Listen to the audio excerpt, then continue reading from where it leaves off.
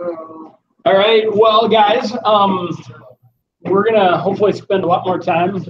We'll review a lot of stuff. We kind of breezed through Genesis. I mean, that's kind of the nature of survey, is we have to breeze through lots of stuff. But we'll go back over some stuff in Genesis. Review for me, like, I just feel like I don't learn much unless I hear it a few times and review, and so a lot of the information we'll just keep covering until you can grab that. I haven't handed it out yet. But you sure can. So we'll keep covering stuff until I feel like we've got it fairly well mastered, and so maybe it'll get repetitive, but hopefully that'll be a good thing in the end. So let's do 1 Corinthians 10:11. Let's just say it out loud, and you guys can, really say it out, so it's not really awkward. But so 1 Corinthians 10:11. You guys remember this one that we tried to memorize? Now these things happened to them as examples, but they were written down for our instruction, on whom the end of the ages has come. So you guys can keep working on that if you don't think you have it down. To me, that's just a huge one for us to be able to think through so many of the Old Testament stories and see the value in ancient stories. But, let's see, telescoping and typology. You guys probably remember we talked about that. The telescoping being how the Old Testament prophets a lot of times would see a prophecy, but to them it might look like it was really near, but they might not know that it was really 2,000 years away. Or in the case of Jesus returning, they might not see that there were two returns of Jesus. It just would look like one return for them. And so that's why it was so confusing for folks when Jesus came as a suffering Messiah and not as a conquering Messiah, like they expected. Typology, Trent, you remember what that is? Things like, I remember one word was foreshadowing. Was that what typology was? Yeah, I think Ross, that was probably the word Ross used, which is a really good one. Foreshadowing what? Things to come, scarlet thread kind of foreshadows a lot. Yeah. Blood is going to be what is needed to fulfill. So, I mean, think about, the Exodus, we'll talk about that today. Foreshadowing Jesus coming out of Egypt, being in Egypt and coming out, and those sorts of things. So, like predicting, kind of. Yeah, yep. But it's more than just like a clear prophecy. It's like things. You think about Joseph being sold for 20 pieces of silver, and then Jesus is sold for 20 pieces of silver. Or we think about the ark. Peter specifically uses the ark as a symbol of salvation. The ark saving in the flood, and Jesus saving through the waters of baptism. Or there's tons of things like that. Or Matthew will pick up on things like when we get to Exodus, think about all the babies that were killed. The Egyptians wanted killed. They did. Many of them, no doubt, were killed. And we think about all the baby boys in Bethlehem who were killed. And it talks about Rebecca weeping for her children. So lots of things like that.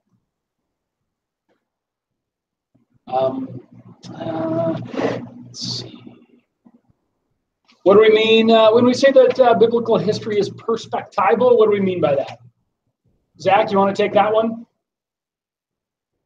Maybe Zach's gone. I see. Oh, you're on mute, I think. Could you say that one more time? Yeah, when we say that Scripture is that biblical history is perspectival, the textbook talked about that. What do we mean by that? Was that in the first part? Yeah, in the intro.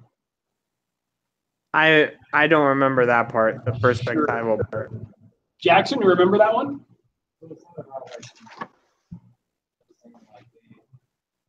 Authors were writing what they did. I mean, they're primarily writing about the Jews that are everything about Israel. Information that out there, understanding about that, information that wasn't needed about that, it really need to be said. Yeah, and the reality that it's not bare history. The book talked about that, but that It's history that's being presented to make a particular point. And so, you guys remember, I think where we maybe see it the clearest is the differences between Kings, First and Second Kings and First and Second Chronicles. Anybody remember how those are different? Oh, yeah, I know there's an omission of sin. Or, one of them doesn't blatantly name all Solomon's sin, whatever. Yeah, Kings is way harsher on Solomon than Chronicles is. And, it's because, and Chronicles doesn't tell the story of the northern kingdom. It only tells the story of the southern kingdom, where First and Second Kings tells the story of both of them. But it's the same basic history, but they present it differently because what were their different purposes, remember?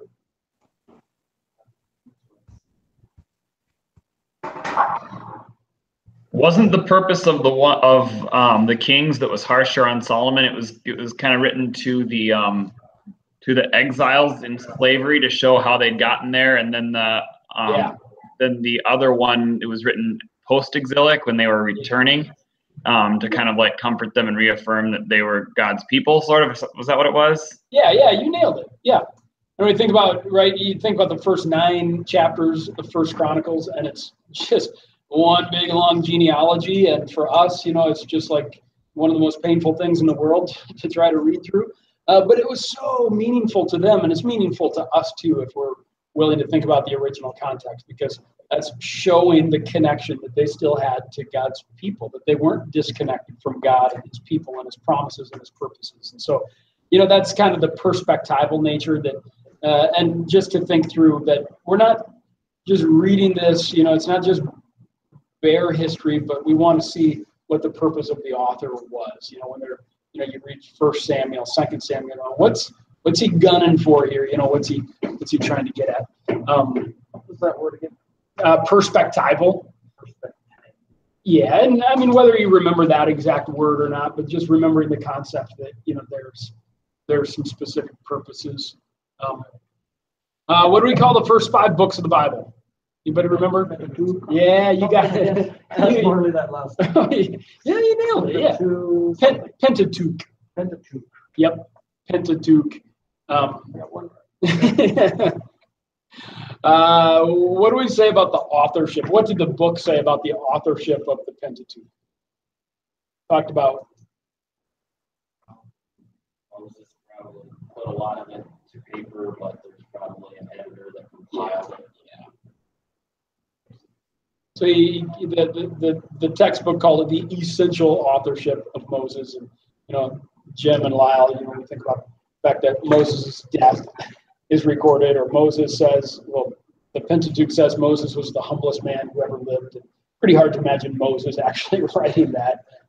So we recognize that Moses wrote the Pentateuch, but somebody else must have added some final parts to it. And the word that gets used, it's just a word for editor, but the word that gets used in Old Testament studies, you guys remember what that word was? Yeah, a redactor.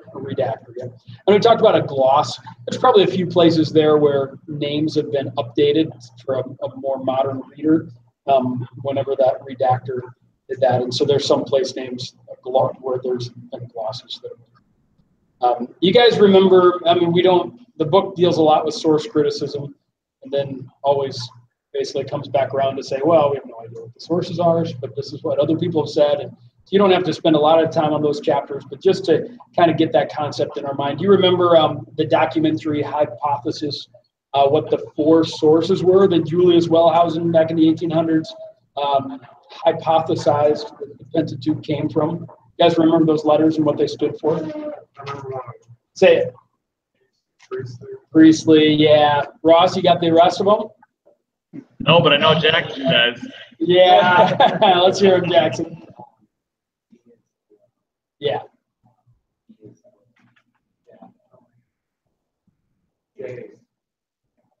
Yahweh, yeah. So it's the Jehovahist source, the Elohist source, the Deuteronomistic source, and the priestly source. And we'll see even probably when we get to Exodus and Leviticus, maybe see where some of those ideas would come from, because there's some differences, like from Exodus and Deuteronomy, even in their perspective of centralized worship. People bring that up a lot, where Deuteronomy has a stronger emphasis on people only worshiping in Jerusalem, where Exodus, kind of has an understanding that people will be worshiping in other places. Of course, people point out that Exodus is dealing with reality and looking forward to the later Deuteronomy perspective of centralized worship. And we'll see even when we get into Exodus. I'll just throw out a few of the questions now. Who was Moses' father-in-law? You guys remember? Jethro. But then you read of Jethro, and then a few verses down we get another name for Moses' father-in-law. Remember what that name was? Ruel. And then when we read a little further, I'm not exactly sure where now. There's yet another name, which is Hobab. And there's a number of ways that we might reconcile that.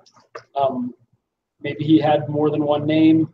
The case of Hobab, it might have been a different relation, like an uncle, because those names, the words for relationships were really fluid and loose, and could refer to an uncle or brother or even a brother-in-law. And so he might have been a different relation, Hobab, or maybe it's another father-in-law. He might have had two wives that you don't know about the other one, but that's where people would say, well, there must be two sources going on, because there's two different names for his father-in-law. He maybe had two names, but that's kind of where that would come from. Or do you guys remember the name for where Moses received the law, the Mosaic covenant? What mountain was that on? Sinai. Yeah, Sinai/Horeb. So there's two different names for where he was at. And it's possible that Horeb was a specific region on the Mount of Sinai, and that might be one of the ways of understanding it. That would be where people would say, well, there must be two different sources. Or, the scholars will sometimes point out doublets.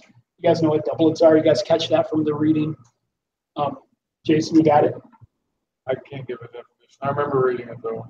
Yeah, where a doublet is where the same story is told more than once, and Like repetitive. Yeah. But they would point out that, look, Abraham twice he lies about who his wife is and says that that she's his sister. Who would do that twice? That must be the same story being told twice. And then they would say, Isaac does the same thing. What son would be so dumb to do the same thing his father did? That must be a third retelling of the same story with a different name. We, of course, that's pretty easy to imagine that was Abraham's go-to method of getting out of a jam, and he did it twice. And, like father, like son, Isaac learned from his father. And so for us, we wouldn't see that as a problem or as two different sources, but you can see where critical scholar would look at that sort of thing differently.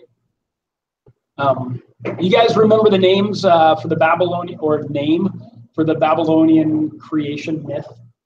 This is kind of nice to know. Some smart aleck someday will be like, oh, why do you even believe in creation? Don't you know that Babel, and it's just nice to kind of be familiar with it. You guys remember the name of it? The Enuma Elish. How about the flood, for the Babylonian flood myth? You got it, Jackson? Do you remember the name? It was the Gilgamesh epic. You should have just said it. You can make a wild guess. And of course we would say, well, maybe it was Jason. I don't know. Somebody pointed out. Really, it testifies to the reality of these events. They really did happen in the oral tradition. I think that's what you were talking about, Jason. These stories, there's a memory of them. They get retold, and they take different forms. Of course, we have the true form from God, but it takes different forms in other cultures as they shape it into their own perspectives.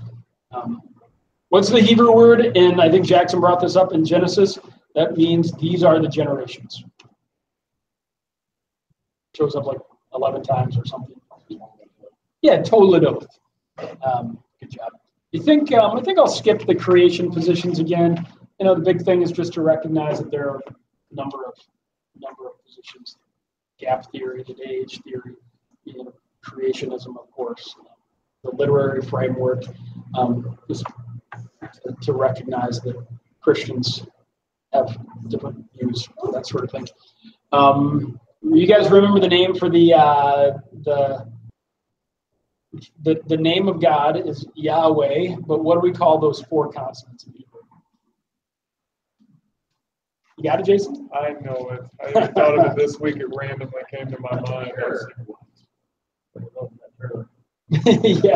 Yeah. Ross, do you remember this one? The tetragrammaton. You guys don't have to feel bad for not knowing it. I'm going to keep hitting on this stuff. Hey, Corey, you've came to Old Testament survey? If you pee, you got to come to class. That's the rule. Yes.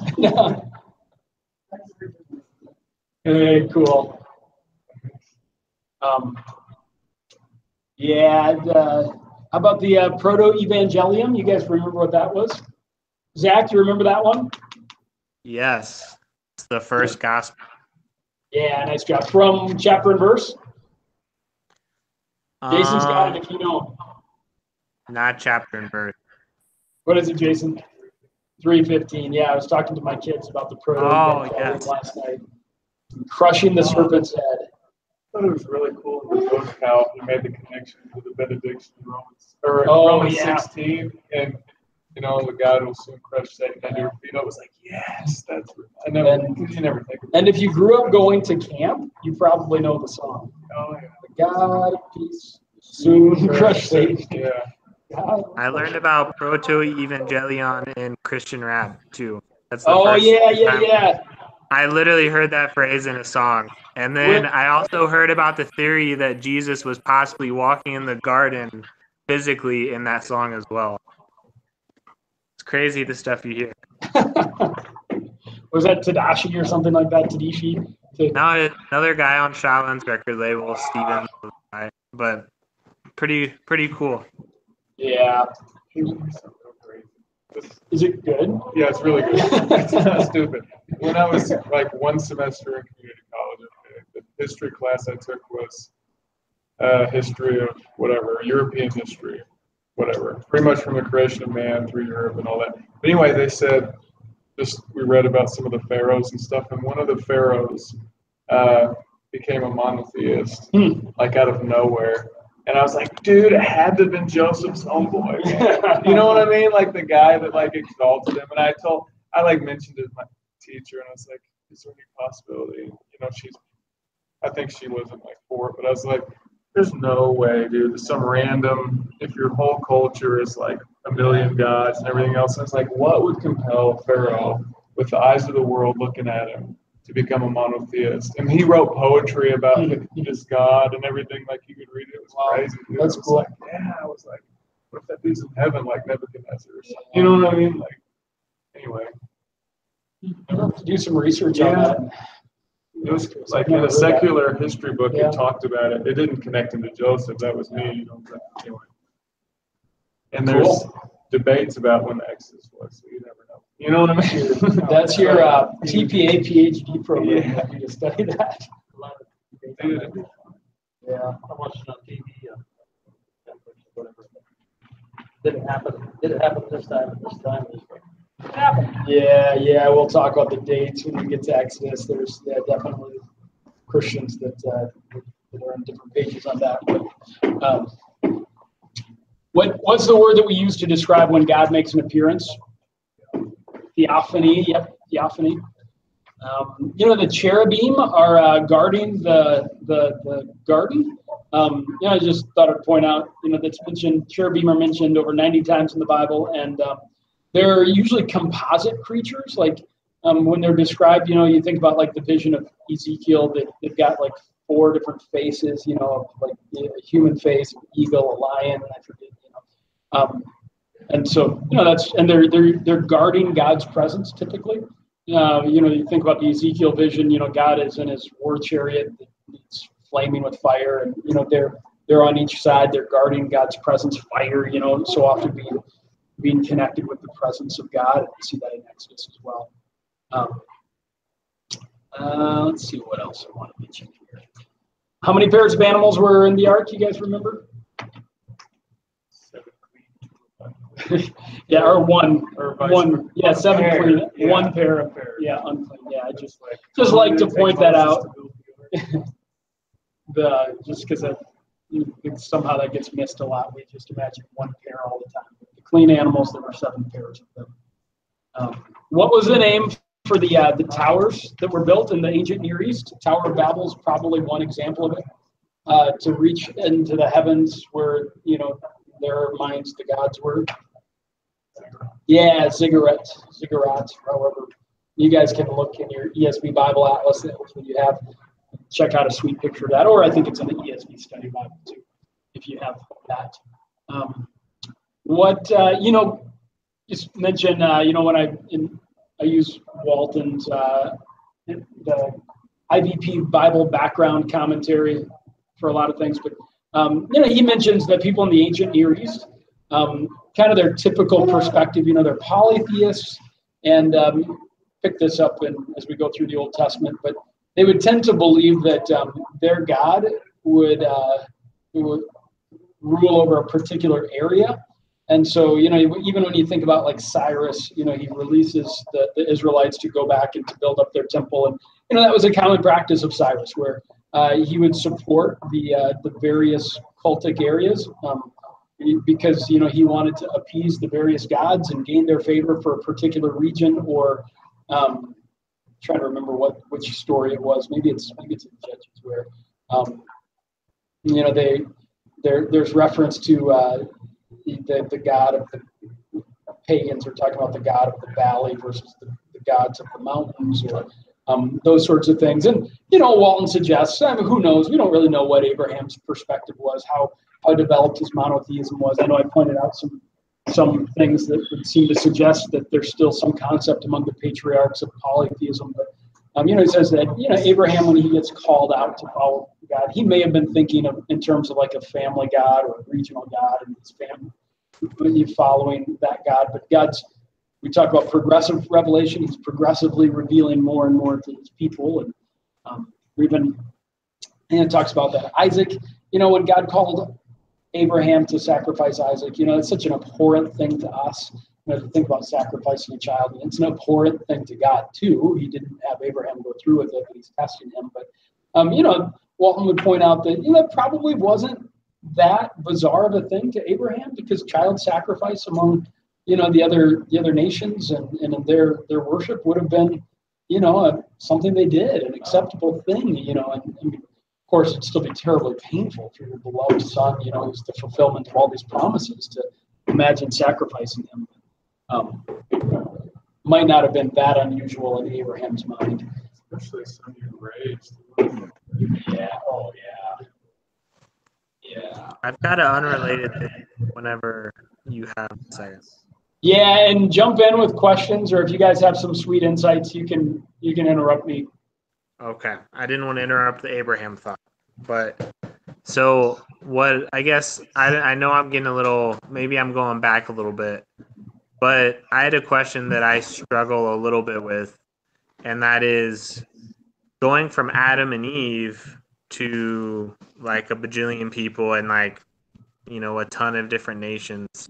Yeah. Can you maybe break it? Are there possible different theories for that? Or is there like a little bit of a breakdown that you could give me just to like, I don't know, make it maybe more clear in my mind? Because like, I think I struggle to go from Adam and Eve to like, well, now there's all these nations surrounding them, and where did they come from? And I know we talked about where some of them came from, but I think like it's a little foggy and stuff, if that makes sense. Yeah, are you Where thinking people on like, the other areas of the earth are, for example, and when and where they came in? Are you thinking like, how did we get black skin, white skin, Hispanic skin, Asian? Well, I know races. Didn't a lot of that come from like the Tower of Babel and everything? Yeah, and full disclosure, my 7-year-old asked this same question last night, and I told her, I don't really know for sure, other than, but you know, I did read a few people's perspectives on that, and of course, I mean, yeah, the Tower of Babel, God interrupts the building, gives people different languages at that point. You know, they spread out over the earth, and so you know, that's, I guess, what's clear from the Bible. You know, it's still a little hard to understand. You know what? You know, how do you end up with very dark-skinned people and Asian people, and you know, I think, you know, the creation perspective would be that Adam and Eve carried all of those genes, and that there was probably a lot of genetic diversity and even diversity of appearances before God divided people up, and that you know, when He divided them up, then these people that are now speaking the same language and are appearing the same way, they would have grouped up into, you know, into groups, and of course there's microevolution. I mean, we all can recognize that, you know, in cold climates, dogs are going to eventually get warmer fur, sort of thing, and some of that could have gone on. You know, I think from an evolutionary perspective, you know, they would say, look, these differences have taken shape over, you know, millions of years due to climate and that sort of thing. But so I don't have the perfect answer other than God did it. You know, go back to the Tower of Babel, and it might be that He changed some of their appearances at that point too, or, you know, maybe the theory of all the genes being present in Adam and Eve and lots of different people, but then they group up. I mean, I'm not sure. Have you heard of the mark of Cain? That some people think that the mark of Cain was changing his appearance darker. I'm not real familiar with that. Vaguely, I think I've heard of that. I mean, I guess it would be pretty offensive to black people to, you know, it was such a curse on Cain. Yeah, I guess I can't say a lot about it though. Anybody really versed in that sort of thing? That's the best I got for you. No, so basically then, I guess in my head, part of it was going from, you know, I think the Tower of Babel maybe is just a reminder for me to, so basically I would say the theory then is that most people were concentrated in that specific area through the Tower of Babel, and then they distributed from there more to different areas of the earth. And that's when more of different languages and stuff spread and stuff like that. But primarily, I mean, obviously evolutionists that are Christians might see that way differently, maybe. Agree. But the primary biblical, I don't even want to say biblical, but I would believe to be true probably would be more of, or that the conservative position, I should say, would be that the Tower of Babel was probably the primary. Not necessarily for the skin color. I think that could be different, but for the distribution of people's. Yeah. Is that accurate? You would say? Yeah, for sure. Yeah. Okay, that's helpful for me. And it's silly, but like I sometimes have all these historical events here, and they're all distributed in different areas. So I'm trying to get a timeline down as we go through. Oh yeah, you know, and there's so many things that sometimes this isn't that related to you, but you know, sometimes like it'll take me till I'm 30 or 38, and then there'll be something that dawns on me. I'm like, why didn't I get that all along? And you know, hopefully, somewhat through this process, it'll just help kind of confirm maybe what you're already believing, but you're not quite sure on, or maybe give us some clarity in some areas, and give you more confidence in preaching and teaching and discipleship. So I don't think for most of us, we probably didn't like spend hours and hours studying on how people were distributed through the earth in the Old Testament. You know, it was probably the least of our worries as we were like going through our daily walk with God. So, and that I think question this is helpful to remind ourselves of these things. Yeah. How about what were the 3 big promises that God made to Abraham? You guys remember that? Shout them out if you know them. Jim, you know one of them? Father of all nations. Yeah, nations and offspring. Yep.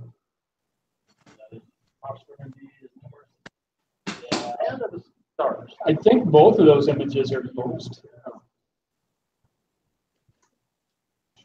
Yeah, blessing. I mean, so we'd probably lump the offspring and the nations, many nations will come from you together. The blessing, you'll be a blessing, you'll bless others, and then a land. Yep. Nice job, Lyle.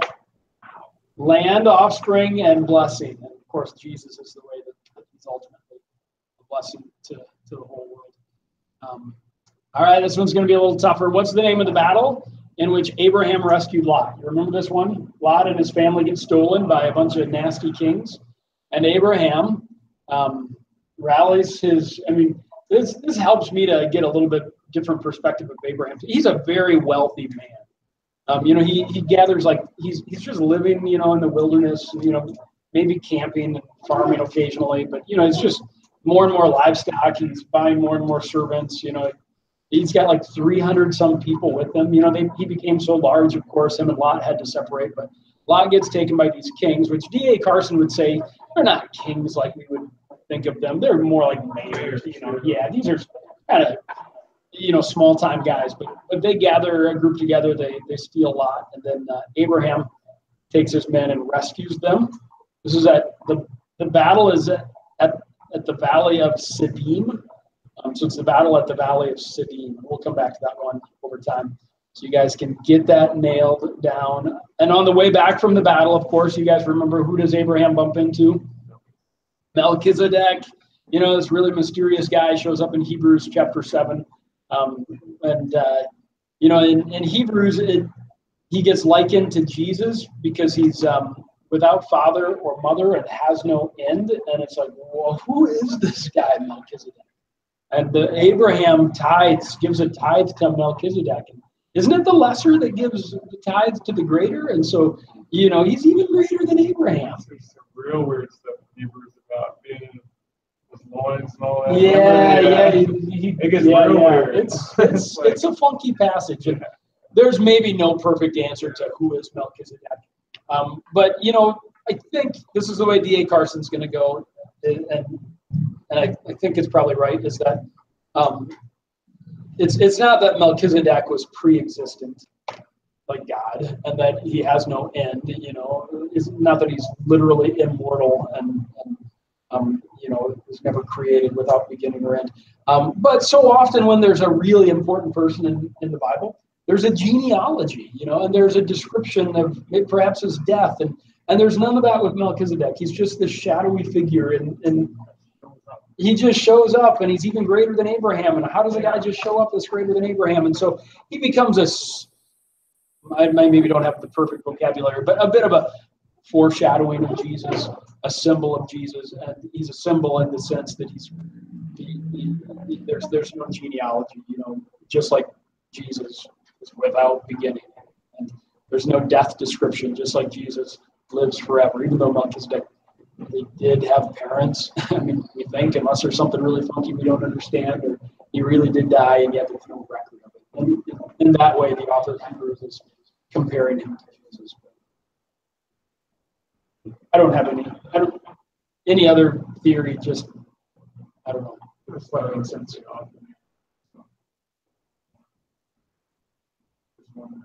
And we don't know. The thing that really blows my mind is it says he's a priest of God Most High. Like a whole nother. If he's not a Christophany or whatever, it's a whole nother line of revelation. Yeah. What I mean? That's crazy stuff.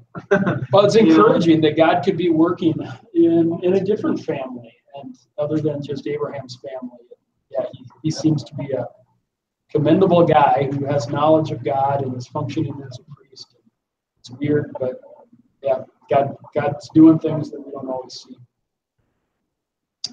All right, what people, you guys remember who was Sarah's maidservant that had a child with Abraham? Hagar, and she was the progenitor of what people? You guys remember that word, progenitor? Jackson, I think you've got it. Of the people. Who came from Hagar? Ishmael, so the Ishmaelites, yeah. And then, it gets a little funky because it's sometimes in the Old Testament, the Ishmaelites and the Midianites are used interchangeably. The Midianites, remember who they came from? Who was their progenitor?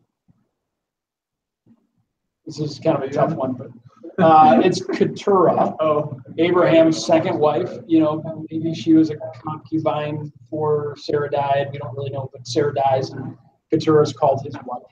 And she has children, and Midian was one of them. So the Midianites came from Keturah, and somehow they must have joined together as peoples and become so close that those words, the Ishmaelites and Midianites, can be used interchangeably. So just to give you a little, get so confused when you read about that stuff.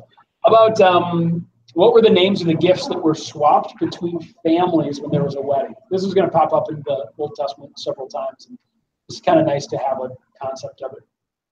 You guys remember? Lyle? You've been nailing it. You got this one? What do you give? What does a man give the father of the bride? Maybe, the bride price. Which would be a bride price. If she's wealthier, has more status, you maybe have to pay more, and that seems bad. Like you're buying your wife, and maybe that is a little bad. But we do the ring thing as well, and it's not so bad when we understand that. In return, the family of the bride gives a gift as well. So swapping gifts, as you swap gifts, it's bringing more connection between the two families. And what was the word for the gift that would be given from the bride? Yeah, the dowry. The dowry, yep. And that dowry would be preserved, hopefully. And that's there for the wife, and for the family as they're getting off the ground, but then especially for the wife, if there's ever a divorce, if husband ever dies, there's something to support her. Without that, you're really in a lot of trouble. You're a widow. My wife always says that she was a free buffalo woman. So I had to give up my buffalo in order to get him to marry me. What? 3 buffalo? You gave up 3 of them? That's all I had. So that was the bride price, 3 buffaloes. See, I knew you would know the answer. Point out, I know we want to get to other things. Ancient Near Eastern hospitality. This is a lot of background that maybe just makes it richer as you read through Genesis. It dictated that whatever you would give whatever you would offer as a meal, what you actually give should exceed it. And so thinking about things like what are some examples? Abraham, 3 men coming to Abraham. He still gets, the prize going together, meal. And I think there's some other examples of that.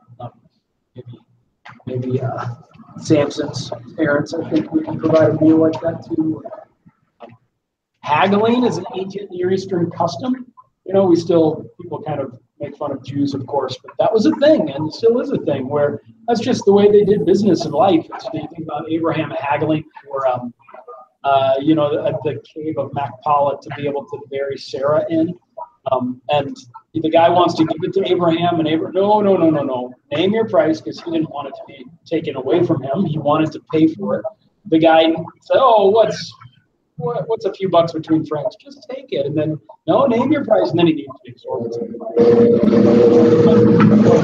Maybe the haggling, maybe even thinking about Abraham with God, haggling over saving Sodom and Gomorrah. You get a few haggling stories in there. How about the city gate? You guys know what's Lot's sitting at the city gate? That's going to show up. Boaz is at the city gate. Other people. What happened to the city gate? Yeah, for sure. Yeah, business, socializing. So City Gate was a really important place. I'm trying to think of it in terms of Del Rapids. It might be a little bit like the TNC gas station where the old farmers gathered together. It's more than that because it's official business would happen. But it functioned a bit like a courthouse, a bit like a social place. So if you were going to make a land transaction, you'd go there because there would be witnesses there that could testify. Oh yeah, he sold that piece of land, or thinking about Boaz. Yep, he took Ruth as his wife there. Yep, and so and so he said he didn't want her as his wife, and so there's witnesses there. So city gates are important. Lot and his daughters, they were the progenitors of what 2 nations? Yeah, the Moabites and the Ammonites. Yeah. Let's see.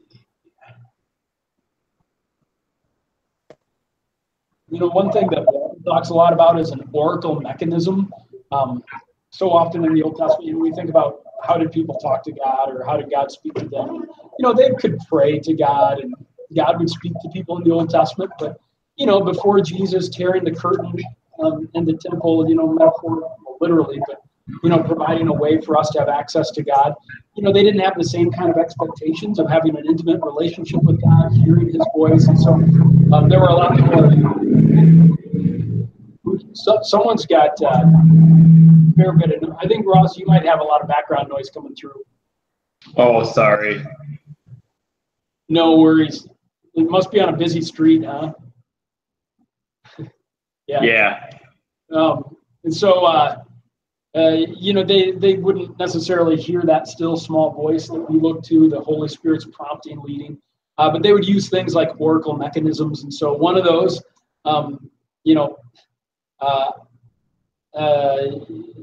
let's see now, Isaac sends his servant to find a wife for Jacob. No, wait, I'm getting all confused. Abraham sends his servant to get a wife for Isaac. And the servant goes, and I forget what the signal was, but, there was some kind of prayer of, if she asks for water, if she waters my camels, then I'll know she's the one, We don't, it's probably not a good idea for us to use oracle mechanisms. I know people have testimonies. We all do it at some point in our early days. There's better ways of discerning the Lord's will now, but oracle mechanisms were a common feature back then. We'll get into Newman and Urim when we get into Exodus, and those are more oracle mechanisms. Another thing I wanted to point out, this is going to show up in Exodus a lot when we get there. I'm still kind of thinking through some Genesis stuff. Sorry, I know I'm doing the lecture thing a lot. Is that names were important in the Bible and the Old Testament and the Hebrew culture. And a lot of times people would be named based upon word play. And so you think about Jacob, it sounds like the word for, heel grabber, because he was in the womb with Esau and, he had a hold of Esau's heel when he was taken out. And of course, it's showing Jacob's character from the very beginning, that he was a little bit deceitful, he's striving a little bit to get the edge over his brother Esau.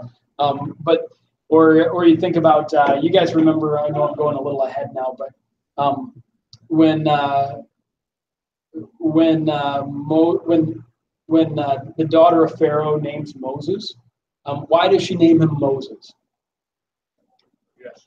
Yeah, because I drew him out of the water. And so it sounds like the Hebrew words for, draw out of water or whatever. So it's not an exact like, hey, I'm going to name my kid, I drew him out of the water. But, it's just got some semblance to the name Moses and the words for that. You guys have any questions that you're thinking about as you maybe that we didn't get to in Genesis or that's being stirred up for you? Awesome things you thought of. One thing that gets a little confusing is inheritance rights as we read through the Bible, because we know that the eldest, got a lot more.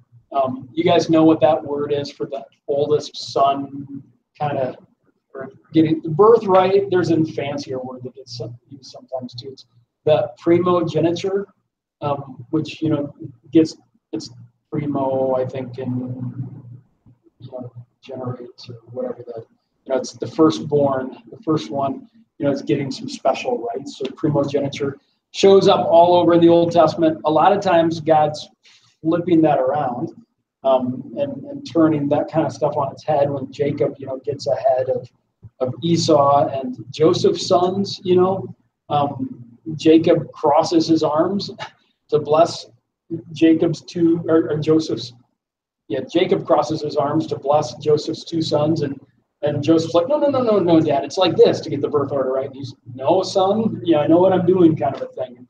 And again, that's flipping the primogeniture around a little bit. So that seems to be a theme that runs through the Old Testament. Anybody remember who Joseph's sons were? Yeah, Ephraim and what? Yeah, Manasseh. Yeah, Ephraim and Manasseh. Nicely done.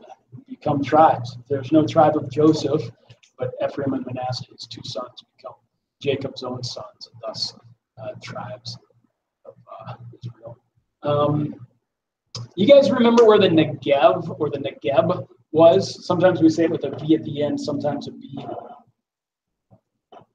That geographic region. If you look at a map of Israel, there's like a little wedge-shaped thing or a triangle-shaped thing. That's the Negev. It's a really desert kind of wasteland area. Israel and Egypt in the 60s fought over that. And, Israel had possession of it, but I think the UN or the powers that be kind of came back and gave it back to Egypt in their ceasefire. But so that's Isaac. He lived out his existence in the Negev for the most part. Jacob and Esau started out there and traveled away from there. That the Negev may show up as you read through the Bible a bit. Another thing that I tried to sort through a little bit this last couple of days is names get really confusing because you get like Elijah and Elisha, and you get Abimelech and Ahimelech, and sometimes it's like, well, what in the world's going on? And for me, like, and maybe I can get those names a little better if I break them down a bit. And for those of you guys are probably better at Hebrew than me because I haven't worked on it scarcely at all since seminary.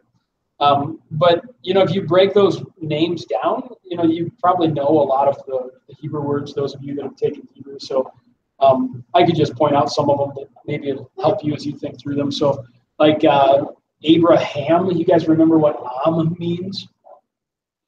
Yeah, people. So Abraham and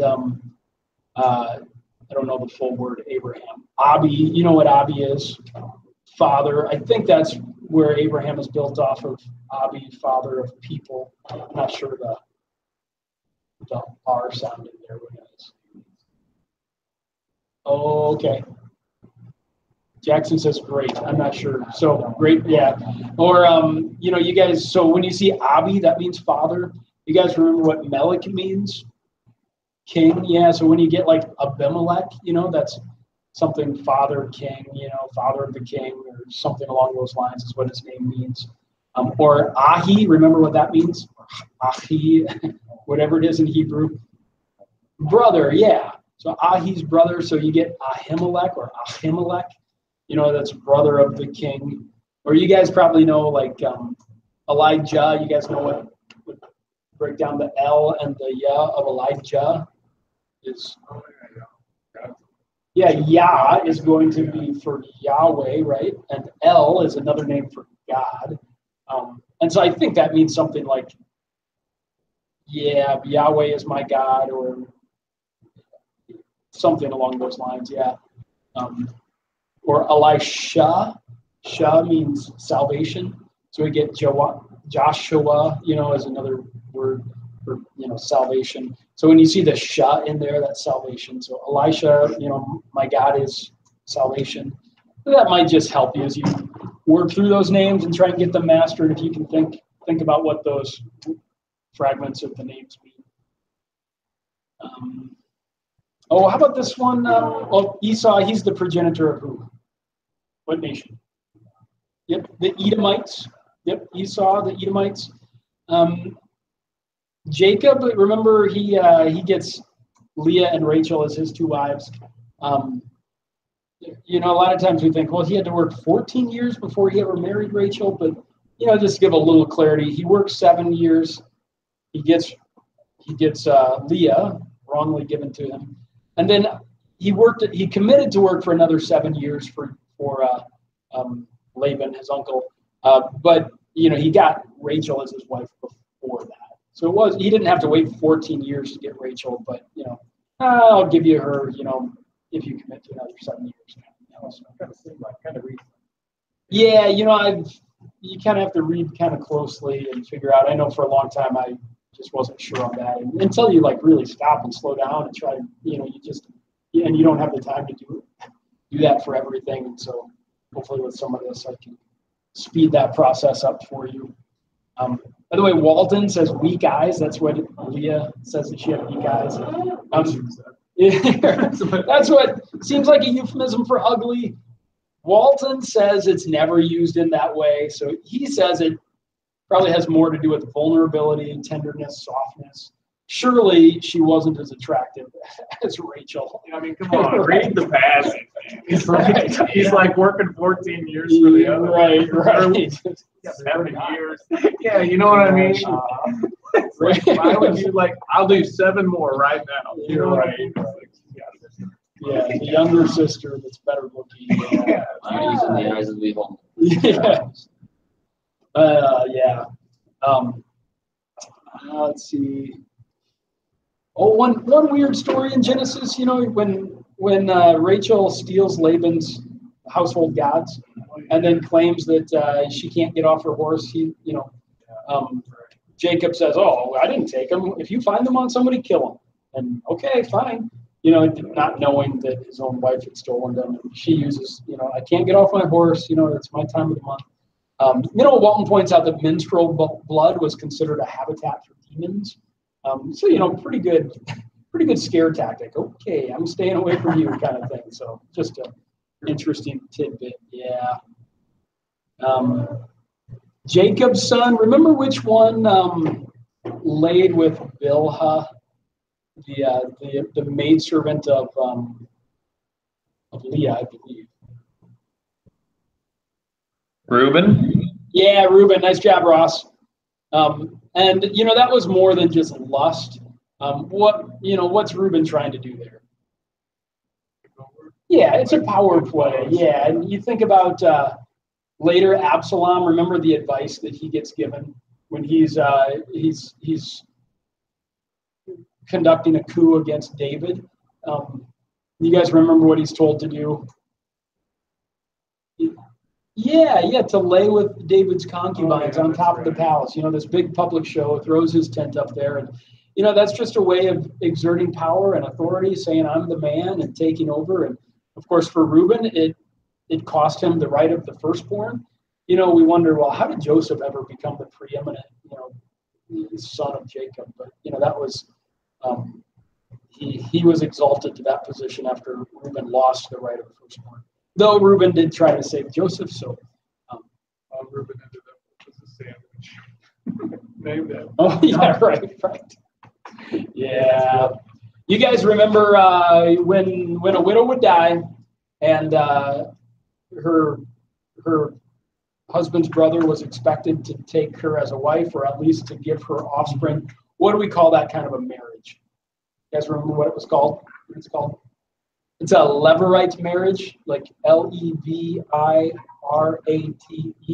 levirate marriage. So it's going to show up a few times.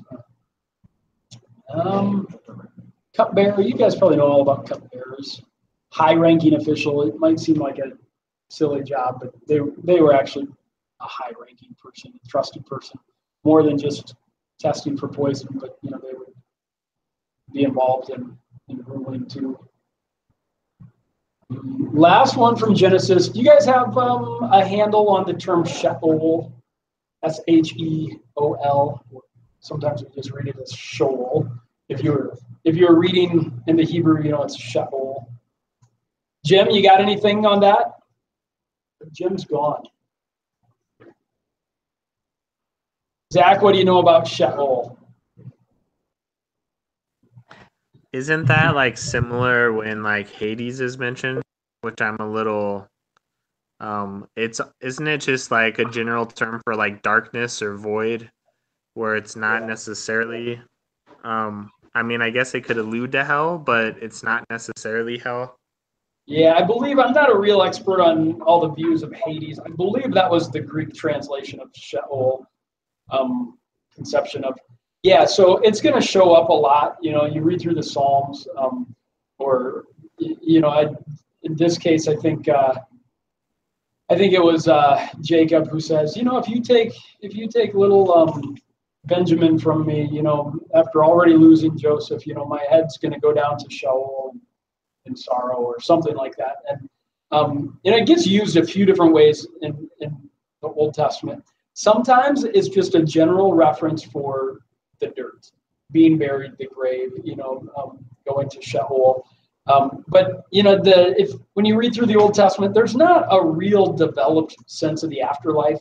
Walton is a little more extreme than I would be. He would say that the Israelites didn't really have a concept at all of the afterlife. I mean, I don't quite buy that. I think there's, Psalm 16:11, Enoch being taken without death, and some other things to me that seem like, I think they did have a concept of it, but it's definitely underdeveloped. Think about progressive revelation. God hadn't revealed that to them super, super clearly.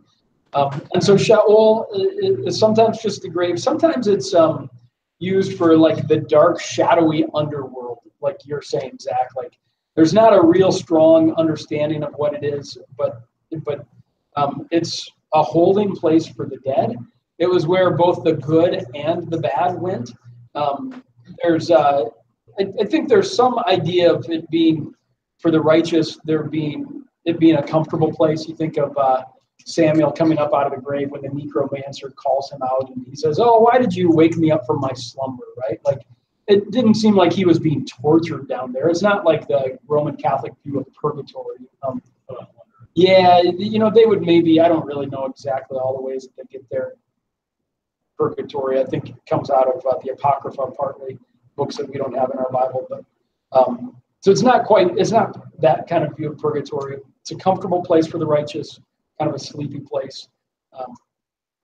And some people would say that, that's not reality. That's just sort of, underdeveloped view that they had. And, other people would say, that's what, when Jesus rose from the dead and the tombs were opened up and people are coming out of the tombs, and that's Jesus releasing people from Sheol and taking the righteous to heaven, as we now understand it, which is the way I would intend to do it.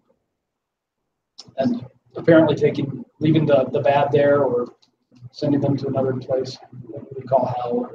It's really underdeveloped. But, I mean,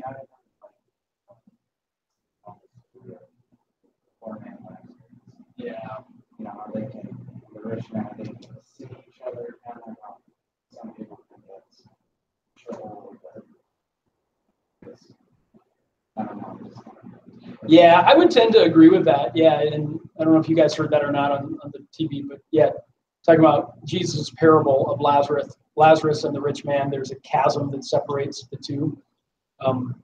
They're still in a place, but their existences are very different. So, yeah. All right, let's go to Exodus.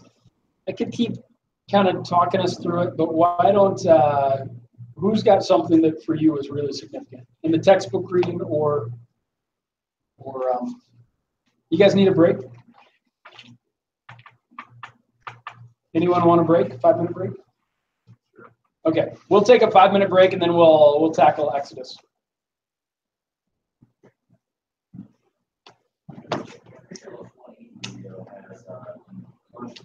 Videos, if you go to the website, and a lot of them, it's actually cool Babylon, Babel. That's cool. Is that ice cream edible? Dude, I forgot there's ice cream. See you, banana. Oh, It was still I could put the banana in it while I go back. I don't want to get out. I was hoping you were just going to eat all of Jason's. All right, let's just.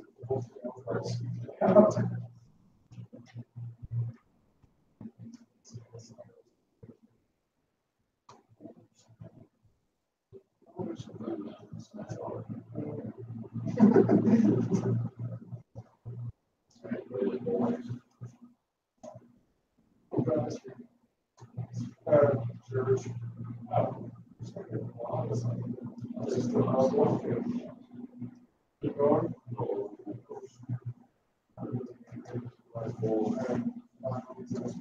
Oh, of course.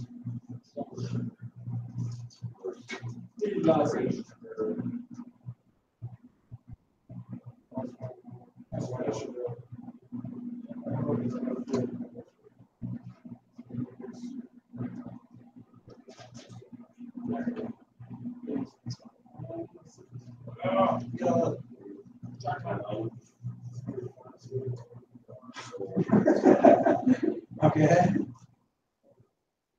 And you won't.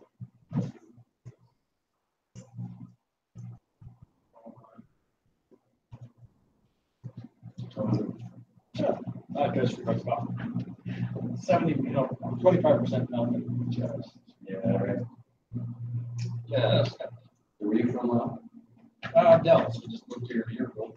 Oh, bro. From originally Rapid City. My wife's from here. Oh, snap. My dad was a pastor and started several small churches around the area. Oh, sure. So we left Rapid City. What is your profession? Cabinet maker.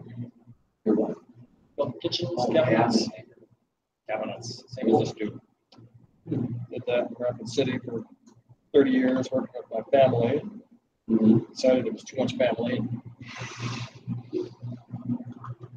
Yeah. This is not bad. They put it in there. Yeah, what can we get a banana? About it. Another bro. Jason, there's still this too. I don't know how fresh it is. I feel like a couple weeks old. How's the ice cream? It's good. Still, even though it's soup? Yes. Oh, that makes me so happy. It's not going to waste. Though. I was feeling. I like melted ice cream.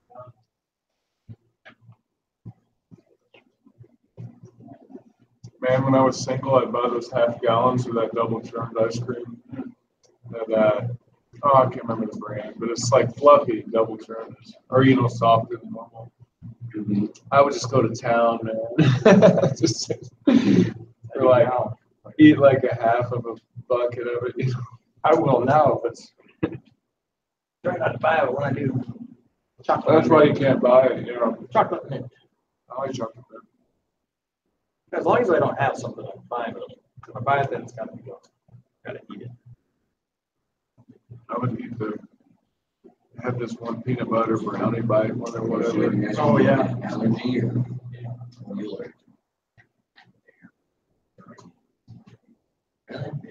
So most stuff. Everyone they have that allergies, those allergies. It's like, what are you allergic to? Air. It's like carbon-based life.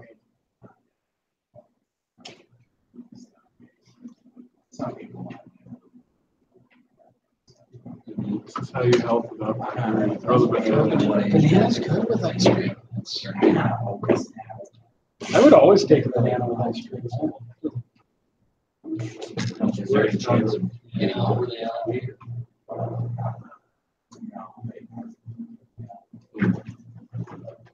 It's not a big deal once you get used to it. Sure.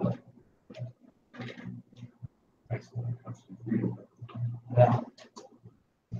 I probably need to get some allergies so I can eat less. Eat better.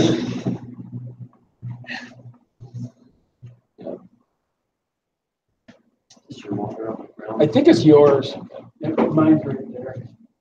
Jumping up this place.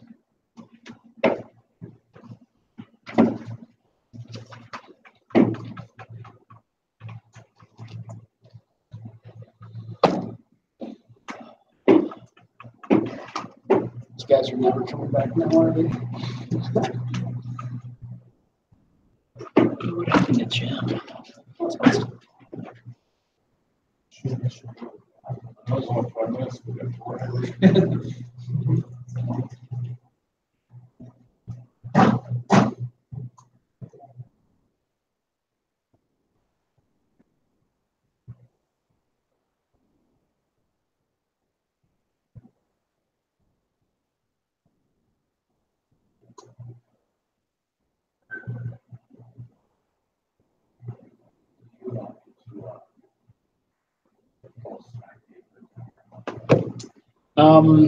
Are you able to?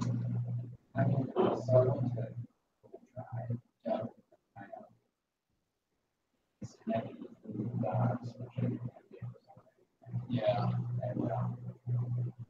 Like I did a thing where like set up email addresses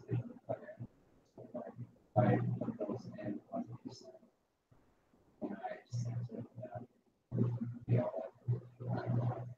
I think the easiest thing to do, if you have Google Docs already, if you just type it in Google Docs or copy and paste it into Google Docs, then I think all you have to do, I think there's a share button on there, and just go to share and then put in the addresses of who you want to share it with.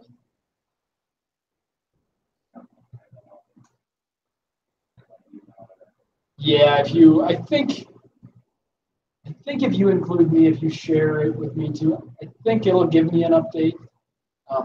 Because you didn't email me, did you? You just shared it. Yeah, I just shared it. Yeah, so I think I'll get it if you just, as long as you share it with me, I'll see it. We usually wrap up. 9:30. Yeah. We'll go longer than that. We may get out earlier some days. No, when it's a little easier to go till 9:30 with a bigger group. When it was like 2 guys, I think we would just all get kind of last year. Looking into the eyes of 2 guys, after a while, you get a little harder to press on. Sure. It's a little more energy with a little carry it. Shoulder back. Press too much. It'll get you. Did you read this? You're getting old. You gotta. It's real. Like you gotta like. You want to go as bad as you can. I could not find something. I have to blanket cabinets all day. Just like holding the blanket up. It's really hurting my leg. All right. Well, Zach, you're back. All right. We'll fire it up again. Yeah. So listen. Down there. Figure out how to use it. Yeah, try to tip it up. Oh, yeah. No ask. Mine just, just has to push the button. Oh, okay. They used to, We kids up, drinking out of bottles. What are we doing? Yeah.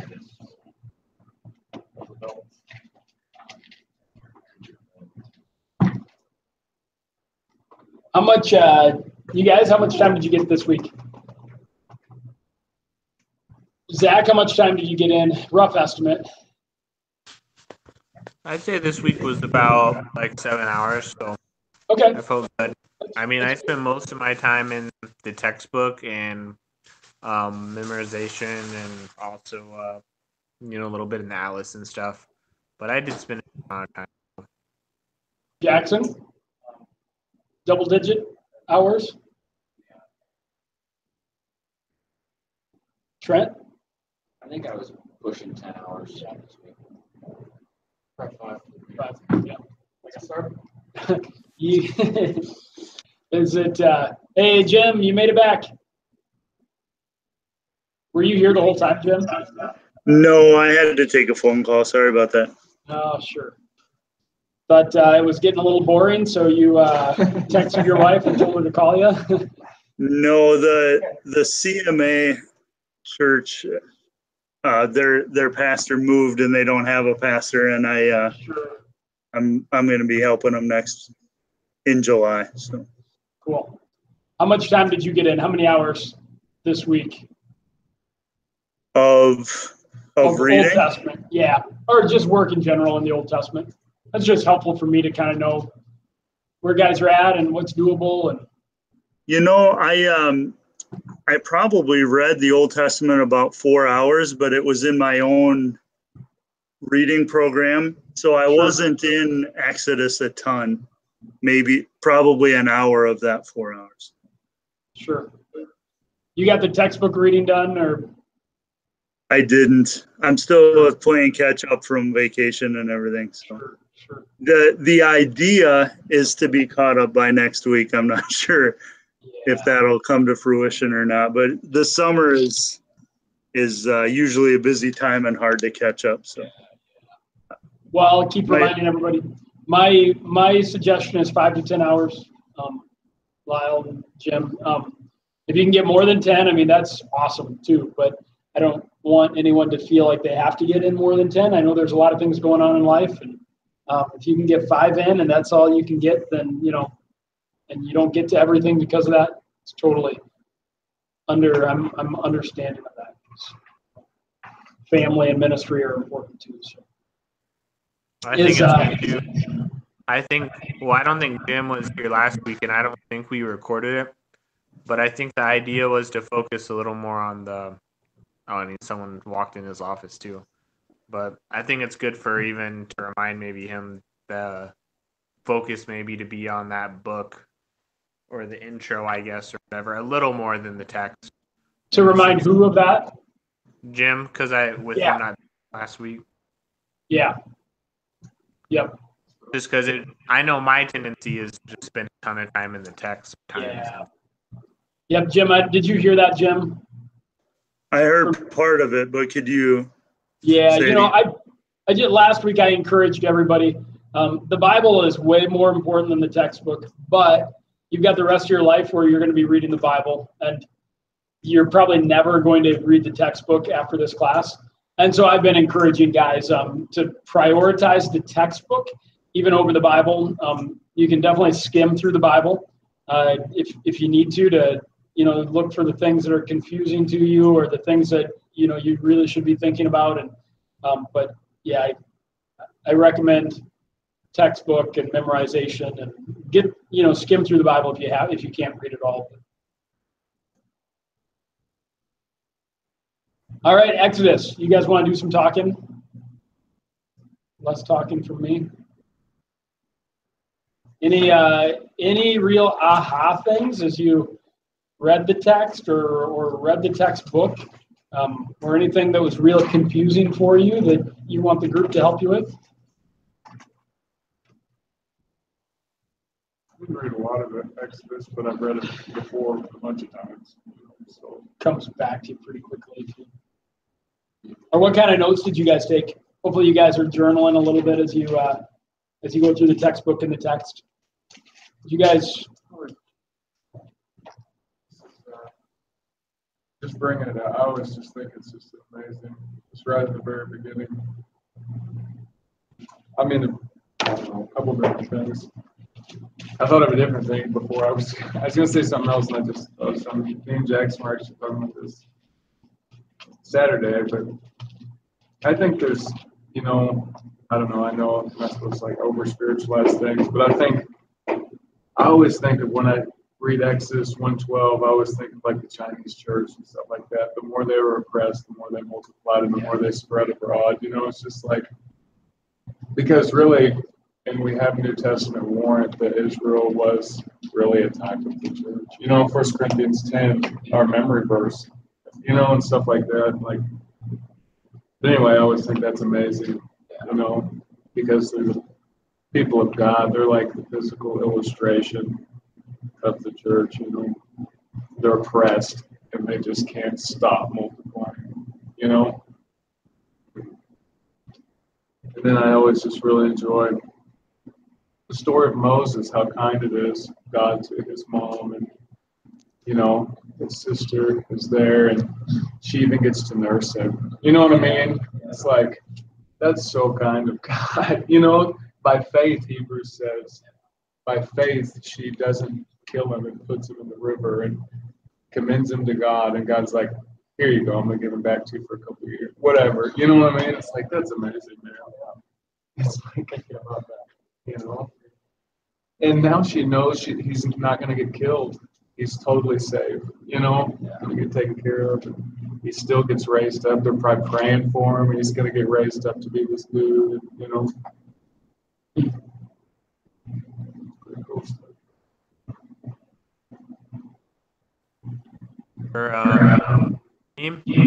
Whenever I went through, obviously the beginning part that I skimmed a little bit with them debating the authorship and stuff like that, but because I guess it's a little more fresh to me, or not fresh, I should say, it's not as fresh. The tabernacle, I think, was a little interesting to me to think about all the unique parts of it. On page 71, towards the bottom, it says, it also highlights the importance of the tabernacle to the wilderness generation. these details are lovingly dwelt on because the tabernacle was the primary symbol of God's presence with Israel. And to think of two things, first to think of like all those specifics of the tabernacle and stuff, and like as you read through, we talked about it with, so and so begot so and so who begot so and so, and on, the genealogy. And the genealogies can wear you down, but when you think of why they're there, to encourage those people that they're still God's people. And in the same way, to think about the tabernacle, just how it highlighted, for one, the importance of it, that it was God. And I even think of all the details later. I think that was a Leviticus thing, but all the details where God gave a million details as to how they were supposed to do things, and the details for all their clothes and everything like that. Just to read about the significance of that, I thought that was really good, because I just thought it reminded me of why those things were there, to sort of break up the monotony of the passages that you can get bogged down with, and just bring it to life. I feel like I could preach on a boring passage like that, and they'd be bored when I'm reading it. But then I could say, look, this is why this is here. And I think, that's encouraging to me. So. Yeah, that's really good stuff. Thinking for us about, the significance of it, and to think about the presence of God, and, what think too about the average Israelite, might not, they would never be in the temple, even, or the tabernacle in this case. The sacrifices, they're made outside of the tabernacle in the courtyard. And, they wouldn't go in there. The temple and the tabernacle, we think of a church or a church building, and you fellowship and you sing there. That's not really what the holy place, especially not the most holy place, but the holy place, that's not really what it was for. It was a place to house God, so to speak. It never really could house God, but, to give a visual manifestation of or a visible symbol of God's presence. And the courtyard was a place to make sacrifices, but people wouldn't have been going into the temple. But they get a picture of the temple, even though they can never go in it. They're able to find out what the Holy of Holies looks like, the most holy place. And so it would have been really significant for Israelites, and it's significant for us too, as you're pointing out, because it reminds us of the significance of God's presence in our lives and His holiness. Yeah. And to think of prayer, that we have access to God, and to think of how access to God was seen then, how He is holy and perfect. And there's this separation in a way, and then to see just how hard it is, and even to think when people just couldn't even get a glimpse of God, and to think that Jesus gave us access to that. So whenever we think of whenever we think of the tabernacle, or even the tent, the tent of meeting, and how I believe the tabernacle, it was said it was always at the center of the camp. Was that the tent as well at both? Yeah, we're not really told much about the tent of meeting. Sometimes the tent of meeting gets used interchangeably with the tabernacle, but then sometimes, Moses, we told in Exodus that, Moses pitched the tent of meeting outside the camp, and he would meet with the Lord there. And so it seems like that must have been separate from the tabernacle. Maybe it was Moses' own tent, or maybe that was a special tent that Moses used to go visit with the Lord. But at other times in the Old Testament, it'll be used, tent of meeting will be interchangeable with the tabernacle. So that gets a little confusing, and I don't have that all nailed down perfectly, but yeah. I believe in the tabernacle, though, was at the center of the camp. Yeah, that's right. So we see, even that was a big thing, to see that it's not a super spiritual thing. It was centered around God, and such a simple thought. I mean, that you could apply that to so much in your life. And so even how they structure their camp, for Pete's sake, you can make into a sermon and apply it to real life. Like there's so much depth there in these examples that are just, to a normal person, it's, they might not see the spiritual realities of that, and it's just like, oh, like, so we should live by a church or something, like, and not like, no, like, we should center our lives around God. Like, He is our centerpiece. And that's just, it's sort of mind-blowing, I guess, the realities that come from simple things, I guess. It's not really simple, but having that in the center seems like a simple thing, but it's not. I guess there's so much depth to that.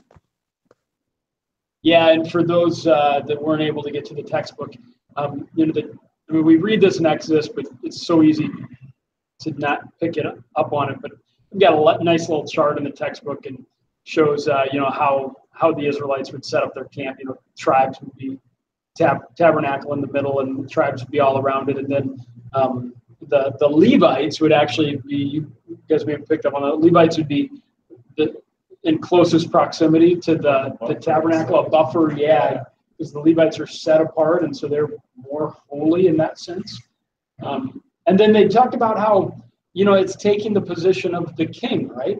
Where a king would be in the center of the camp, for other nations, and now God is being represented as the king. And then as they broke camp and followed the Lord, who knows where, what happened to the tabernacle? Where did it go? The back, the middle, the front? Yeah, it went towards the front, again, like a king leading his people. And so, and we know that God didn't literally dwell only, in the tabernacle or the temple or anything like that. And yet there's such a strong sense for the Israelites of God's presence being wherever the Ark of the Covenant is. And you think about, of course, fast forwarding into 1 Samuel, and Hophni and Phinehas take the Ark of the Covenant into battle, thinking, well, of course we're going to win if we take God into the battle. And then the Philistines capture the Ark, and then you get, Eli hears the news of his son's dying, but it's only when he hears the news of the Ark dying that he falls over backwards and dies. And Phinehas' wife hears the news of her brother-in-law and her husband dying, but it's only when she hears the news of the Ark being captured that she dies in childbirth. And so, we're getting a picture of just how significant the Ark was, how devastating it was to lose it, because in their minds it began to almost be God himself. It's not, but of course it's not, but his presence is so strongly attached to it. It wasn't, though, the constant reality of either the cloud or the pillar of fire always there and come and descend on the temple or the tabernacle, and then when it would rise up and leave, then they would pack up and follow. So wasn't that physical presence always there too? Yeah. Is that, was the cloud always over the tabernacle? It might be. I'm not sure. I remember it. Is that what you guys? Leviticus where definitely there was the cloud when they consecrated it. The cloud came down, and we sometimes talk about the Shekinah glory. People kind of in popular use talk about God's Shekinah glory. Kind of hope for that now, or worship want that kind of experience. I'm not sure. You might be. I think you might be totally right. My mind I don't remember. Anybody remember that? There are verses. I don't know that always being over the tabernacle, but there are verses obviously about pillar of fire by night, cloud by day, leading them when they're on the move. The end of Exodus, the very end, the end of chapter 40. Then the cloud covered the tent of meeting, and the glory of the Lord filled the tabernacle. And Moses was not able to. I think maybe it was just an instance. When they were consecrating the tabernacle. In 36, throughout all their journeys, whenever the cloud was taken up from over the tabernacle, the people of Israel would set out. But if the cloud was not taken up, then they did not set out till the day that it was taken up. But the cloud of the Lord was on the tabernacle by day, the fire on it by night, in the sight of all those in the house of Israel throughout all their journeys. Yeah, you're right. Nice job. It's how could you rebel, man? Yeah, right. Seeing that. It's always. Yeah. So it must have like dwelled over it maybe, and then like when it was consecrated, it's like coming down on it. I think in a day where when we're preaching sermons too. Sorry, it was hard to hear, Jackson. Were you still talking? Okay. I don't know, when I think of sermons too, a lot of times we use illustrations to like get people's attention. And this is like the ultimate illustration. And it's not just like an illustration we make up, which is good because we use those to illuminate God's word. But like God said, these were examples for us to illuminate. So like obviously these things, so many of these things are they are foreshadowing obviously things to come in the New Testament and things like that, and how things are to be in the new covenant. So I think there's just there's a lot of depth here that like very much encourages me as far as thinking over God's presence, God being God being central, and also even him being in charge, so to speak, where he's taking the lead as you go. And I think those can be applied in obviously a variety of ways for us in ministries. So, and of course at Acts, when we get to the book of Acts and the day of Pentecost, the fire comes down during that feast, flames over people's heads. Yeah, it reminds us of the wilderness wanderings and the tabernacle. Fire so often representing God's presence. Yeah, that's true. It's rich symbolism for sure. Ross, what was significant for you as you made your way through the materials? Sorry, I'm just reading the book and looking through here, so I will let you know as I remember what I marked down. Fair enough. Jim, anything stick out for you as you read the text? When I read Exodus, just the thing that whenever I read Exodus that kind of sticks with me is how God kept pursuing the people, and how it wasn't like Jason, you just said, how do you rebel when God is right there in a pillar of fire and a cloud? How do you rebel? He was right there. He was all the time proving that he was there, that he could see them, that he could see what they were doing. He knew what they were doing. He knew their hearts. He told them that they continued to rebel, and he kept pursuing them, and that always sticks out to me as a great encouragement.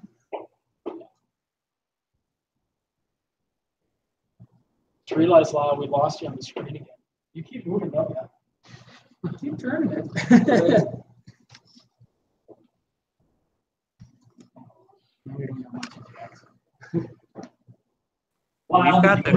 We've got the complete canon too as well, I was gonna say.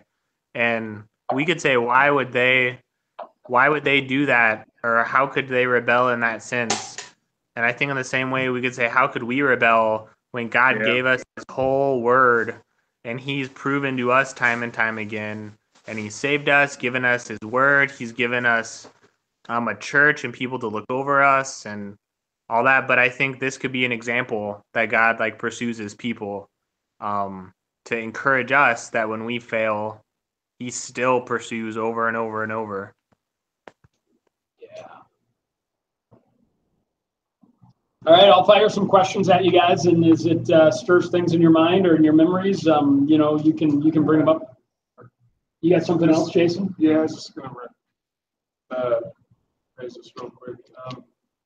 Still, Exodus 1. I wrote this down as kind of I don't know, maybe an ethics problem. When it says the midwives, they came in and they killed the boys, and they came to them, and it says the midwife said to Pharaoh, because the Hebrew women are not like the Egyptian women, for they are vigorous and give birth before the midwife comes to them.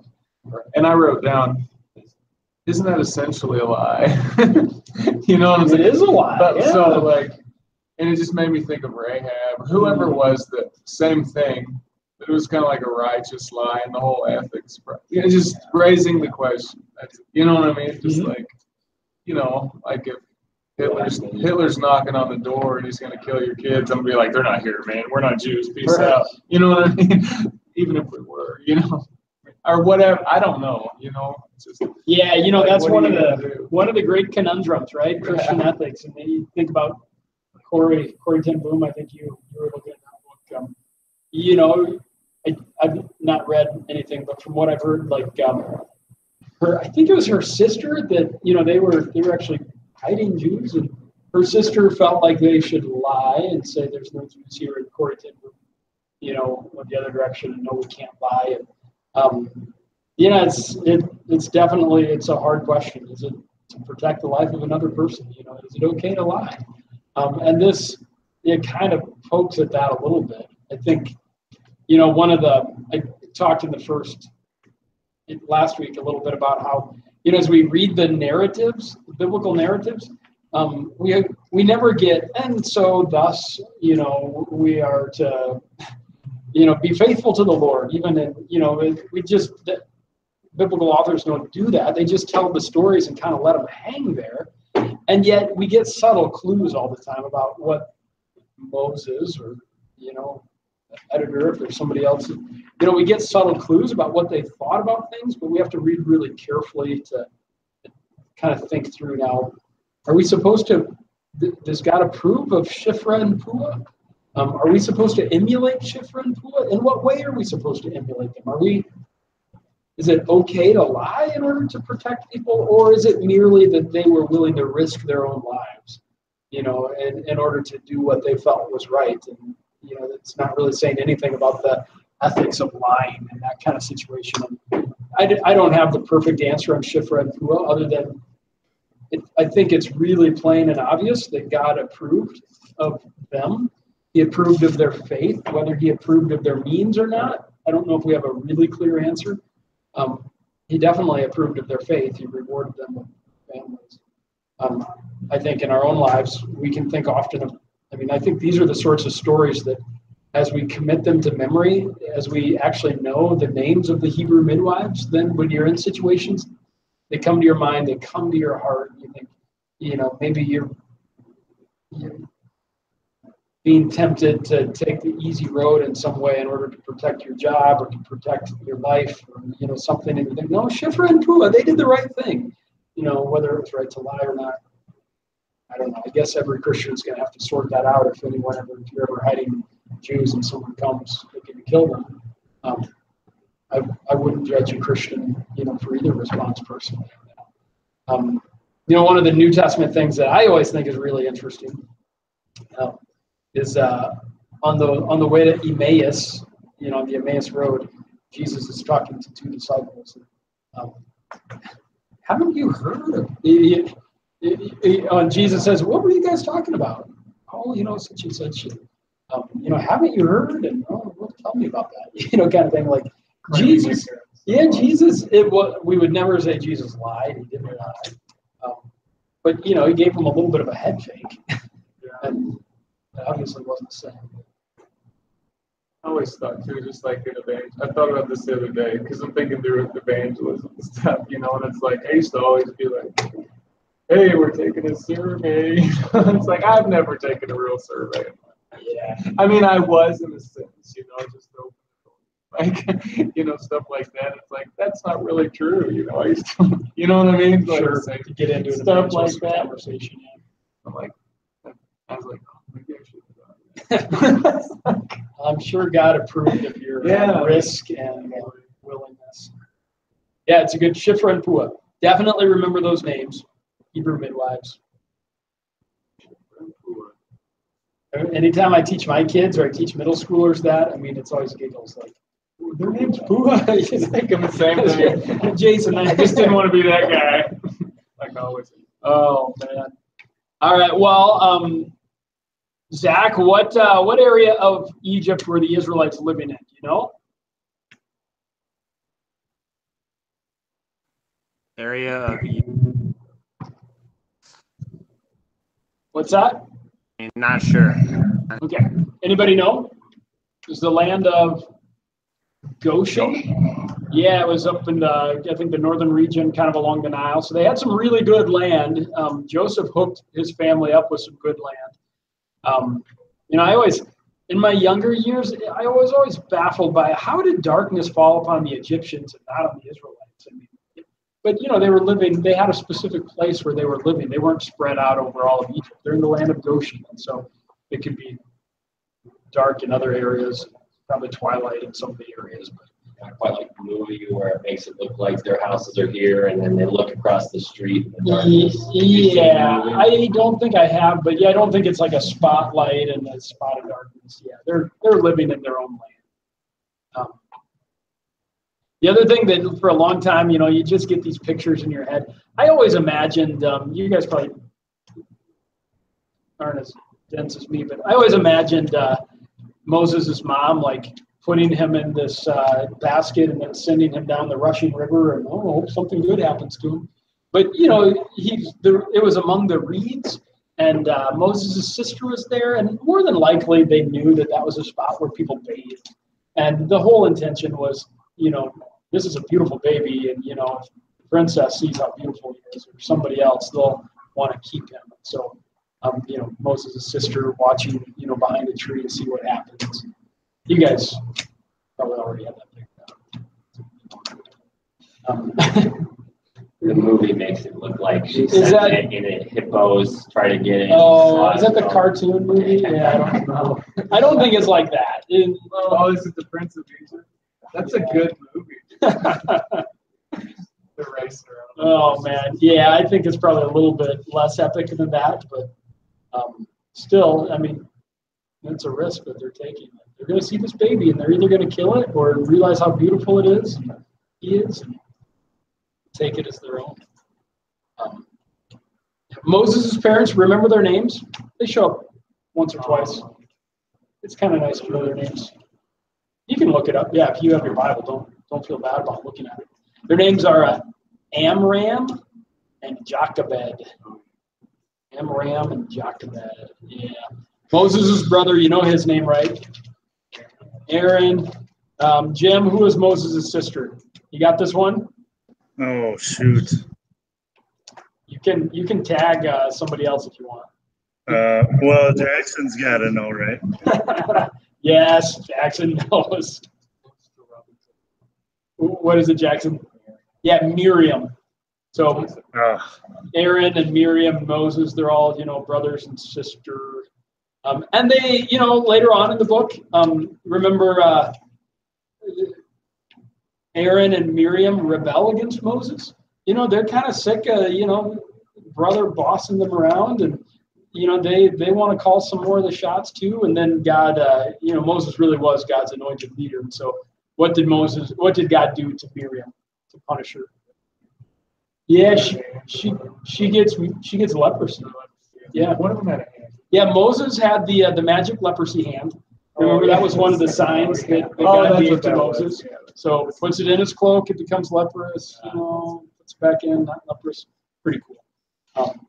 It's scary. The Egyptians, by the way, were really sensitive to skin diseases. That was, so especially frightening for them.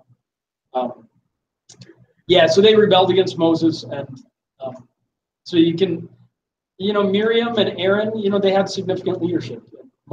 Miriam was leading the women after the Exodus, leading them in a dance and song, and so, they were leaders of Israel too, not to the level of Moses. Yeah, what were the signs that God gave to Moses? The three, there's the 10 plagues, but he also gave 3 special signs. The staff would turn into a snake. The hand would become leprous. What was the third one? Yeah, water would be poured out. Different than the plague. This time you'd take some in a pitcher and pour it out.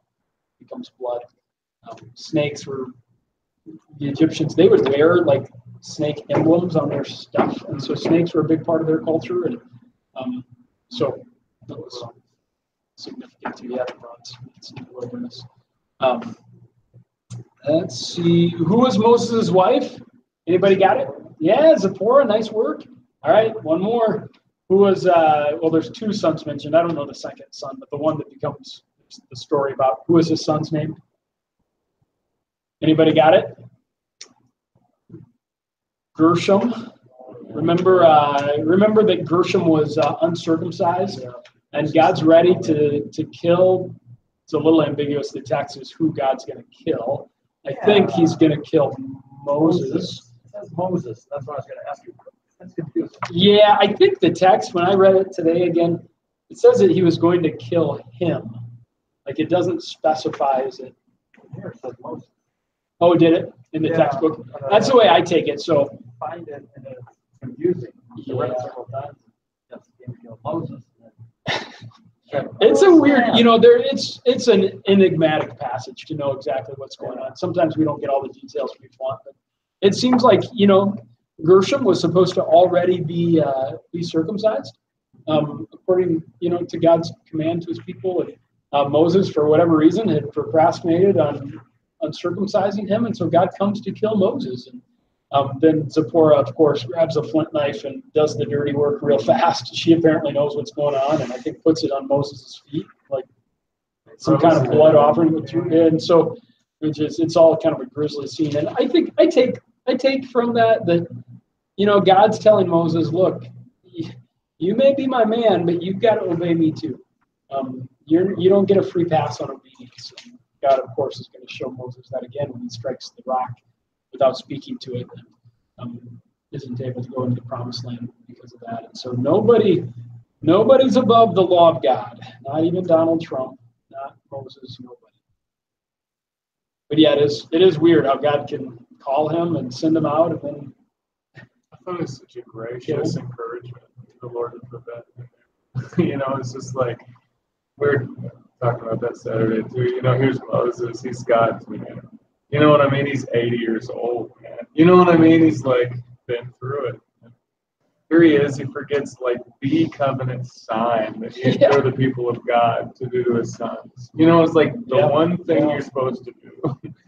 And his wife's like, you didn't even do this, man. You had one job. It's like, Moses, you're my home. Yeah. Well, a few other things, it talks about God's taking them to land flowing with milk and honey. Of course, those are pastoral images, pastoral in the sense of, shepherding, for these Israelites. And, they're going to a shepherding lifestyle where they, eat honey of the land and drink the milk of goats. And so it's a wonderful land for people that are going to be shepherds. One thing that has been really significant for me over the years is as you read through the accounts of the plagues, it keeps changing it as Pharaoh hardens his heart. Pharaoh's heart was hardened. God hardens Pharaoh's heart. And, for me, and of course, Paul picks up on this in Romans 9, it becomes paradigmatic for our own salvation.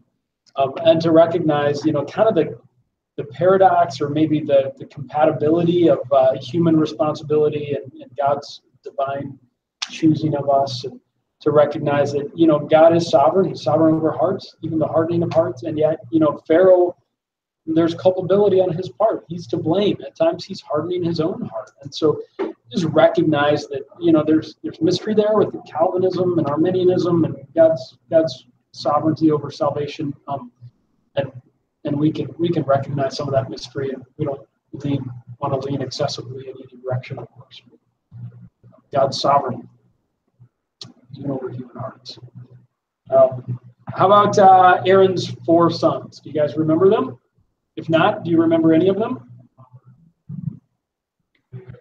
Yeah, Nadab and Abihu, they get killed. They're sad, and Moses doesn't say a word because he's supposed to even mourn the loss of his sons. Nadab and Abihu, and then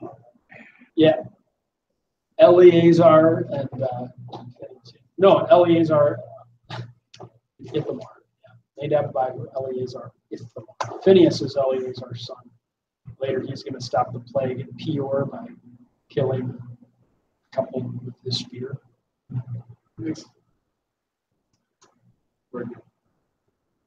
Interjection. It just makes you think of we should mourn those. You know what I mean? Because you kind of like question. You know, like you said, Moses was commanded not to mourn. Just made me think along those lines. Like, wow. Yeah, I don't know if I'd say we should mourn people that die, but yeah, there's in that case. I mean, not that we shouldn't have compassion on those who are on that way. Like, yeah. Anyway, You're kind of saying it's their own choice. I mean, those who, I don't know, I was just thinking, are You think too, you know, when they get killed for offering unauthorized fire, let's think about the hardship that Moses and Aaron faced. I mean, Aaron losing his sons, and here they are, great leaders of Israel. It's a reminder that we don't get a free pass on the sufferings of life as believers, as pastors, as leaders. God gives us wonderful blessings, but life's hard. All right, I've got a quiz for you guys on the 10 plagues. It's about to get real. study. Have you? Got it here somewhere. Oh yeah. I don't even have to use a piece of paper. No, I've got a piece of paper. The guys that aren't here in person, you're going to have to spend your own paper on this. You can just get a piece of paper and jot down 10 plagues. I don't have this quite in the right order, but you can just do the plagues, not everything else yet. And try and get it in order. You know, I'm not going to look at this. I'm going to ask you how you did, but so if you want to abbreviate, I don't really care. No.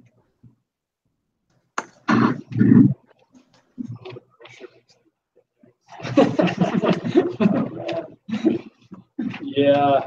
Oh, that's true. You think you know something. It's me when I get up to do a Greek chart. I'm like, I knew this afternoon. I knew it.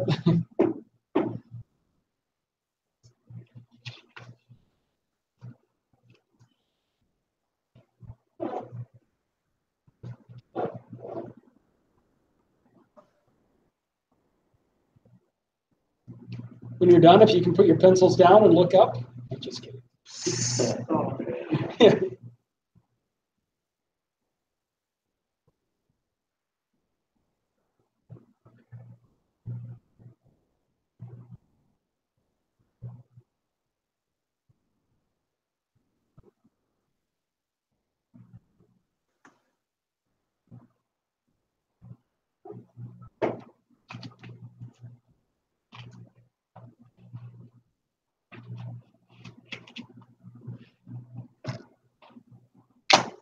All right, you guys done? Done as well as you're going to get? I'm trying to think of Charles. Yeah, right. All right, who? I'm missing one. You can think of a little one. Who thinks they aced it? Jackson, did you get them all? Trent, did you get them all? Sweet. Ross, Zach, Jim, got it? No, I'm missing one. Which number? 4. What is it? 4. 4. What's 4, Ross? Flies. Yeah. I got 1 or 2 out of order. Yeah. Well, I think I got them right, but here, Trent, you wanna go through them real fast and. First one, water was turned to blood. Second one was frogs, then gnats, then flies, and the fifth one, oldest livestock died. Firstborn of livestock, then the boils, then hail, and the locust or grasshoppers or whatever, and then darkness, and then the last one was the death angel or the oldest children. Killing of the firstborn. Now, okay, on number 5, I may have missed this, so I might be wrong. I think it was all the livestock that had disease, right? Oh. Or am I wrong? Help me out, guys. I just put death of livestock. I have disease on livestock, but the death of the firstborn, it's animals too that died. Yeah, okay, that's, because I remember I was confused when I read it. It said all the livestock died, and then later on the firstborn of livestock died. Like, aren't they already dead? Oh, sure. Yeah, I sometimes get it wrong, so No, I think you're right. Because I had that question. it's disease on livestock for 5. But then when the firstborn are killed, the last plague, it's not just human firstborn, it's even the animals that are killed, I believe. Correct me if I'm wrong, but one thing that I think Walton points out, that the plagues were really sort of a battle of the gods. Well, the one true God, of course, versus the false gods, but or Yahweh versus Pharaoh, and Pharaoh was like a demigod, in the minds of the Egyptians. And so talk about how the plagues are really a polemic against the false gods. This is God clearly controlling the things that they thought their gods controlled, and showing that he's superior to the Egyptian gods. How about get your quiz out again? Let's do the 3 major feasts.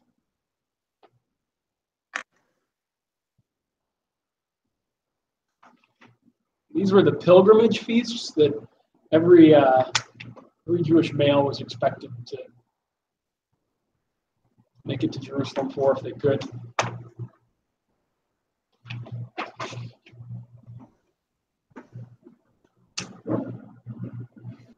Did you get them all, Jason? I think so.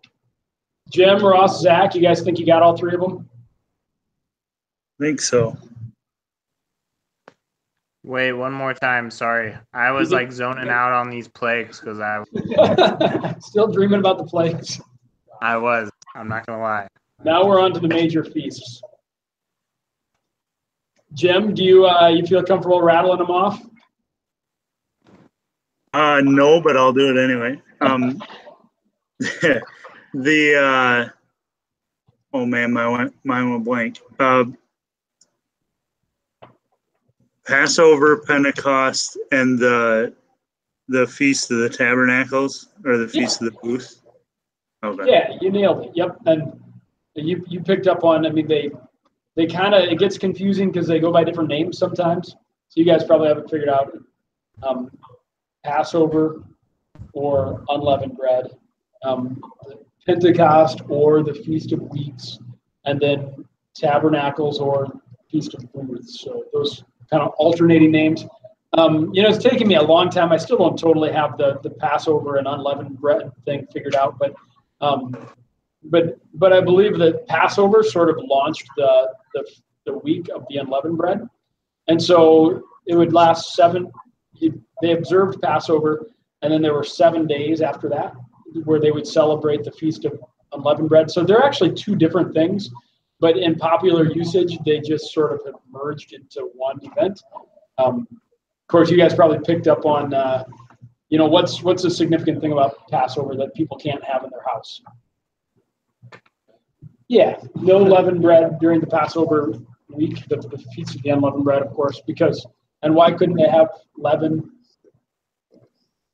Yeah, it symbolizes sin, decay, but specifically from the Exodus, remember that they had to leave so hastily when God commanded them to leave Egypt, that they didn't even have time for their bread to rise. And so it's a way of remembering the Exodus, because they go a week without any unleavened bread. And in fact, they have big ceremonies they would clean their house. They go into your pantry and every corner of the house, getting every crumb out of the house to make sure there was no. I imagine you can't actually get every single piece of leaven out of your house, but they would do as much as they could to try to. And then they would eat. Of course, they eat the lamb hastily. They would have to consume the whole lamb, and then be done with it. If you couldn't consume a whole lamb, you'd try to do it with other families because. All reminding them that they had to leave hastily out of Egypt. I feel like before sundown or something. Right? I don't remember. Are they still doing any of these feasts? I'm not sure. I'm sure they do. Some the Orthodox Jews. They don't have the temple to go to anymore for sacrifices. Or they have a calendar. Yeah, I'm sure they do, but I'm not an expert in it. Not even close. I'm not knowledgeable about that. For some reason, I had the idea of the Feast of the Harvest and the Feast of, I couldn't remember the word, but I wrote intergathering. Oh, ingathering. Yeah. Yeah. Am I confusing them with something else, or are those other names too? Harvest is, right? Pentecost is also the Feast of Weeks. And first fruits, that's the same thing, right? Like, I'm not an expert again on that. I think there's a number of lesser feasts, minor feasts. So those may be different feasts altogether, but they weren't the feasts that everyone was expected to go to, the pilgrimage ones. But I'm not 100% sure on that. Yeah, they're all tied into the harvest agricultural calendar, and I don't have that mastered. The feast, the Pentecost followed, roughly 50 days after Passover, because it's weeks, so it's 7 weeks, 49 days after. But maybe in chapter 23 of Exodus, it says, and maybe it's just the translation thing, but it says 3 times in the year you shall keep a feast to me, feast of unleavened bread, as I command you, and then 16 says you shall keep the feast of the harvest, of the first fruits of your labor, and the feast of ingathering at the end of the year. I don't know. I don't know. It's just the first fruits. Yeah, let me. It's Exodus 23. But where did you guys all get your answers? Because I know I just wrote those down. Leviticus or the book, I think, talks about those. Yeah. Yeah. Oh, go ahead. Yeah, like the first fruits, this one.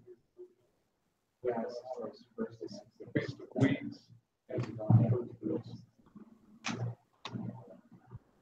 Andy, was that in the book somewhere? Because you had said pages 86 to 88, but I couldn't find it. Oh, shoot.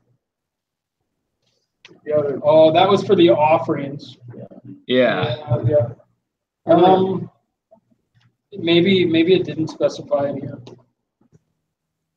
Yeah, I read one thing, like with the first fruits, like they would bake 2 loaves or something out of the first fruit of the harvest. That was the Pentecost. Yeah, it doesn't look like it's in there. Those are the 3 big ones that we usually remember, but I'll do a little Googling or checking out some resources on ingathering and harvest. Or you could have fun with Walton and see what he says. I just Googled it and that's what came up. But for me, you asked where I got the answer. It's something that I memorized probably in confirmation or something, and just has always stuck with me. So very unofficial. Let me read Walton on it, and I even had it highlighted from 2 years ago. I should have. The second of the 3 harvest. This is Feast of Harvest, verse 16. Second of the 3 harvest festivals comes 7 weeks after the harvest of the early grain, and is better known as the Feast of Weeks or Pentecost. So that's going to be one more name for it. Nice catch, Trent. I did not know that. And then I'll just read more. In the agricultural cycle, it marks the end of the wheat harvest season, and by tradition is tied to the giving of the law on Mount Sinai. It's also associated with covenant renewal and pilgrimage. Celebration includes the bringing of a wave offering of 2 loaves of bread and a basket of ripe fruit, and thanksgiving for the harvest. Look at you, What do you do with the fruit? You burn fruit. I don't know. I'm not sure. That's appreciated. And then probably. Yeah, they probably did. Yeah. And then the Feast of Ingathering. The final harvest of the year occurred in the autumn prior to the onset of the rainy season and marked the beginning of a new agricultural year. At this time, the last of the ripening grain and the fruits were gathered and stored. The 7-day event is also known as the Feast of Tabernacles and is symbolized by the construction of booths for the harvesters. The festival was tied into Israelite tradition as commemoration of the wilderness wanderings. It was also an occasion for the dedication of Solomon's temple in Jerusalem. So, this book is pretty slick. I really like it, even though I don't agree with absolutely everything. But, all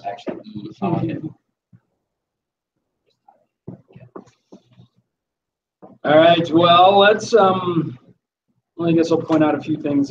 Israelites were in Egypt for how many years, you guys? Yeah, they say 400 430. I think maybe there's another place that says 400. Is that, yeah. Yeah. I didn't remember where, so yeah. So 400, 430, either one would be acceptable. All firstborn males belong to the Lord. That's their way of remembering the Exodus plague, and remember that that meant that the first, you has her first lamb, and that would become a sacrifice to the Lord. Donkeys, I don't know if you guys picked up on this in the text. The donkey would. You had to substitute for a lamb. Yeah, I don't know if that was donkeys were too valuable, or that's what I was thinking. Oh, maybe really? It's the other I way. thought they were like Lesser animal. unclean or not. I'm not sure. I know, but humans belong to the Lord too, and so the firstborn males would be redeemed, right?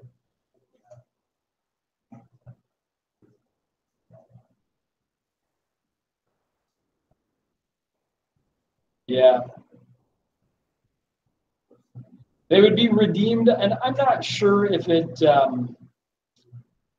would be redeemed by a lamb, would mean you'd sacrifice a lamb, or if they would be redeemed. I was thinking money in some point. There might be a monetary amount, but I'm not 100% sure. And Mary and Joseph, they offered doves, didn't they? They went to the temple after Jesus was born. There's God's law is really gracious that poorer people could offer lesser animals. So probably the sacrifice of an animal. Israelites, they were encamped at Pi Hahiroth when they left Egypt, and they're trapped by the sea, and the Egyptians come after them. The date of the Exodus, I think somebody, Lyle, you maybe mentioned that. We'll work on dates over time, but 1446 or 47 is, it kind of depends on which source you're looking at, but we can go with 1447. That's the early date, and that's the one we'll go with. A lot of people think, based on archaeology, that it's a later date in the 1200s. We'll just go with the early date of 1446. I don't understand the archaeological arguments, but I think the 1446 is built off of some numbers that are in the Bible. So, the one verse that whatever basically specifically says. Some judges that. Yeah. Yeah, the one is really vague, so it's on 66. This passage places the Exodus 480 years before Solomon's fourth regnal year. Yeah, and that was 1 Kings 6:1. Okay, 1 Kings. Yeah. So, the most natural reading of the Bible would put it at an early date. There's other ways. I think they point out other ways that we could read the biblical data. Sometimes a generation will be equated with 40 years or 25 years, and so you could read into it like, well, if it's 12 generations, maybe that just meant 12 times 25, 12 times 40 years. But I'm not an expert on that. Let's go, looking at the time, I want to get to the most important stuff. Let's go to the main offerings. See if you guys remember the offerings. Jot them down. Oh, yeah. No worries.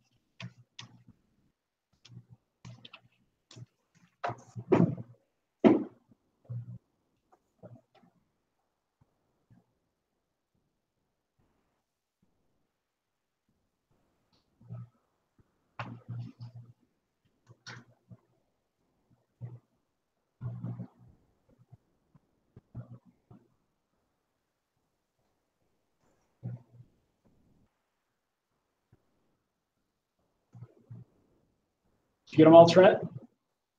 I think so. I didn't write one because I'm scared to write the wrong answer with pen. Oh, man. I just don't want to commit. Yeah. Jason, did you get them all? Lyle, did you get them? No, a few. I didn't get that far into Exodus. No. I just got them from the book. Yeah, the book lists them, but it is they're the various sacrifices that they would bring. Oh, yeah. To the offerings. Right. Jim, Ross, and Zach, do you think you got them all? I I did. think so. Jason, Yeah, you want five. 5 of them? Yeah. Jason, you want to rattle through them? Yeah, I think these are right. Burnt offering, grain offering, fellowship offering, purification, and guilt.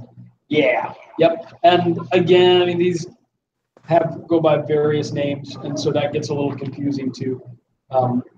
So if you go by an alternative name, that's possible. And the burnt offering, the book points out that that was the entire animal was burned, but the skin was given to the priests. Everything else is consumed.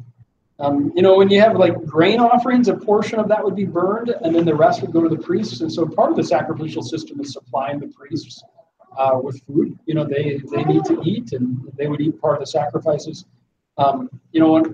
Think about when you get into 1 Samuel. Remember Eli's sons? Anybody remember who they are?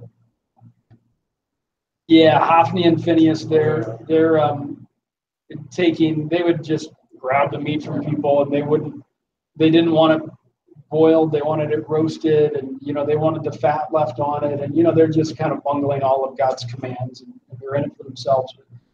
With these offerings, one of the things that is kind of a funny phrase that comes up in Leviticus a few times. It says, "All fat is the Lord's," and so the fat from there's some fat that's on entrails that I think is really valuable fat that would belong to the Lord. The entrails would get burned outside the camp, but the fat would get burned to the Lord. And then the fat from the fat tail of the sheep would get burned. I actually, I love this picture so much. I've got a photo of it. And I sent some information to Ross. I didn't get this sent to everybody. I didn't realize who was going to be coming in via the screen. But you guys can Google a fat tail sheep if you like. You can pass those around. Just because when I think of a sheep, I'm like, well, what kind of a tail do they have? There's fat on it. These sheep, in Israel, there's actually 2 sheets there. There's another one because the other one's so cool on the bottom. Their tails are really fat. Like apparently they would drag on the ground and they could weigh up to 50 pounds, their tail. And you don't even have the coolest one. It's like elephantitis. Right, exactly. It just kind of gives us a little richer understanding. So this isn't a joke? No, this is not a joke. These are real animals. Wow. Yeah. Yeah, I just Is this the kind of clicked on the first website, so I don't know what's on the. Yeah, they had fat-tailed sheep. That's so the tail, the fat of the tail was not like our sheep. I don't know exactly which breed, but they were fat-tailed sheep. This one has a really sad look because he's going to carry that. Yes, I know. That'd be a lot of work pulling that thing around. It's like, when these animals would be sacrificed, the person making the sacrifice would lay their hand on the animal. There's sort of the popular idea that there's a transfer of sin taking place. Both, I think, a couple of things I read, maybe this book, this book and Walton both say that, it's the book says the rite of laying the hand on the head of the sacrificial victim is rightly interpreted as an act of identification between the worshiper and the victim before it's slaughtered. And so, you probably best to think more in terms of identification and not like there's an actual transfer of sin in that moment. But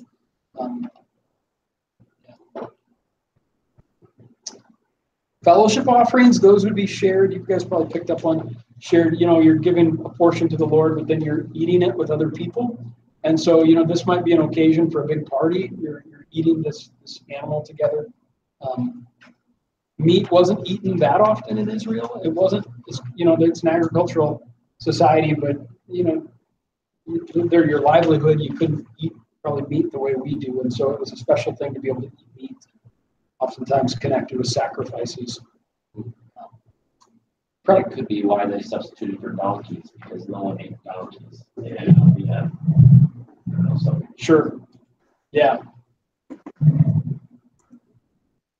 Yeah, I'm not sure about that. But the guilt offering, of course, is I don't know if you guys read through that.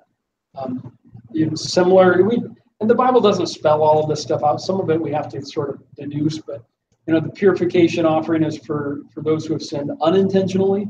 The guilt offering was for people who had sinned in a more high-handed way or had sinned, against the things of the Lord. And so they would have to add a little bit more to their sacrifice. It was a more significant sin.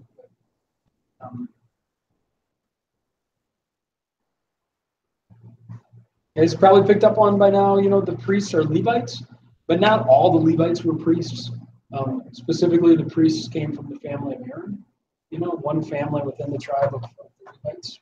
The Levites, you probably know by now, didn't have land of their own, didn't have designated land, that they lived in cities that were scattered throughout Israel. The Bible says because the Lord is their inheritance. So they didn't inherit land, but they inherited the privilege of being able to handle the holy things of God. Anything else thinking about the offerings? The feasts. It's coming up for you guys.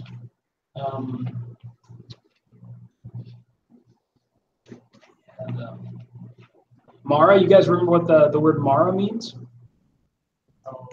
They ran into they're desperately thirsty. Something like barren or something. They're desperately thirsty, and then they find water, and then it's undrinkable, and they're just beside themselves. And Moses throws a log. They're grumbling. Moses throws a log in and makes it sweet. But Mara means bitter. Think of Naomi changed his name sweet, and she said, "No, call me Mara now because life is bitter." How about Massa and Meribah? They were grumbling at Rephidim, the place where Moses held his hands up and they defeated the Amalekites. But they were grumbling there, and thus that place was called Massa and Meribah. Massa means quarreling. Meribah means testing, because the Lord was testing the Israelites there. I was thinking about it in our own lives that, when ministry gets tough, when family gets tough, as it will, it does. We don't want to tap out, get angry, give up, because just as God was testing the Israelites, He tests us, and we don't want to. We might identify places that are Meribah for us, places of testing, but we don't want to quarrel and make a place of Massa. We don't want to respond poorly. It took about 3 months to get to Mount Sinai, and then they camped there for 2 years.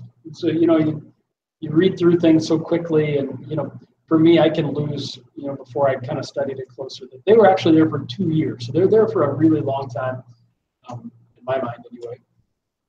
Then, of course, Mount Sinai is where Moses brought down the 10 Commandments. When we get to Exodus 20 through 23, we've got the Decalogue, the 10 Commandments, and then, several other chapters, 2.5 or so, are the Book of Covenant. And as we get into the New Testament, you can think of the Sermon on the Mount. You've got the Beatitudes, but then Jesus goes on and he preaches about other topics. You've heard it said this, but I say to you this.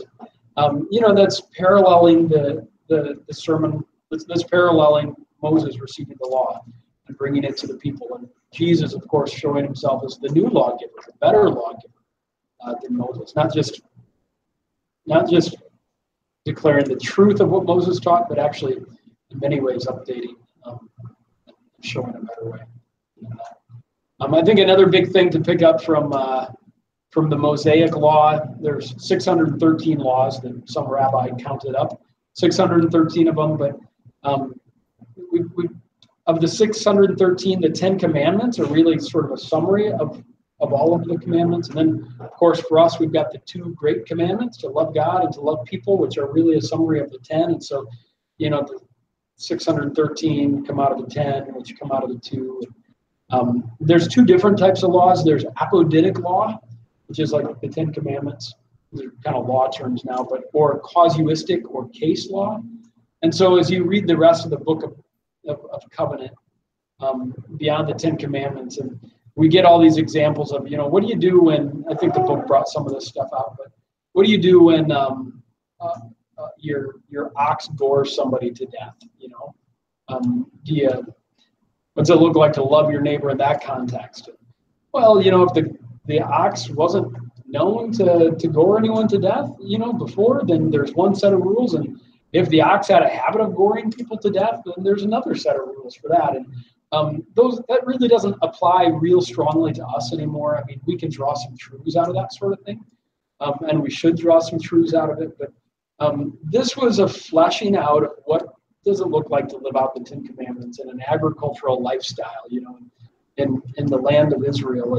And even then, there's going to be cases that, the case law speaks to, but maybe a little bit outside of the scope of even those. Just like today, lawyers and judges, look at precedents and look at these situations and these declarations and try to come to a right understanding. But so judges and priests in Israel would do the same thing. They would consider, these case laws and the Ten Commandments and try to declare things to be true. And so when we get into slavery even, or the case law wouldn't necessarily, be, oh yeah, this is what it says, we do exactly this, but it's informing the judges and the priests as to how to determine when a slave should go free. Well, let's look at the case law. What does it tell us? And, they would still have to make some subjective decisions about that sort of thing. How about let's jot down the Ten Commandments. And I know Ross asked, can it be an abbreviated form? Yeah, for sure. That's the way I do it.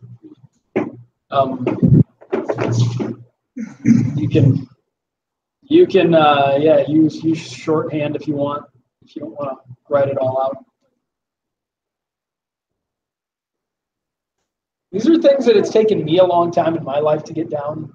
I think growing up in a Baptist church, it was awesome in so many ways, and I learned a lot, but in some ways, but we didn't learn things as systematically as maybe, in a Lutheran church, you'd have catechism and be forced to memorize this stuff. I was never forced to memorize it.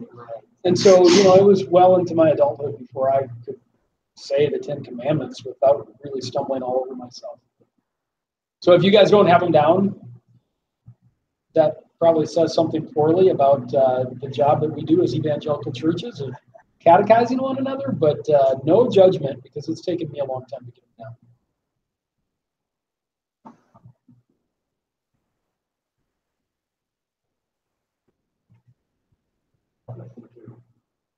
The last two? Last two. Oh, yeah, sure. Kind of how I got to You did a lot of that in high school, huh? We're writing down the Ten Commandments. Right. Oh, man. My sister stole it. What? For real? I was like, what would Jesus do? He wouldn't steal it. That's hilarious. I hope this isn't going to be on YouTube. Probably.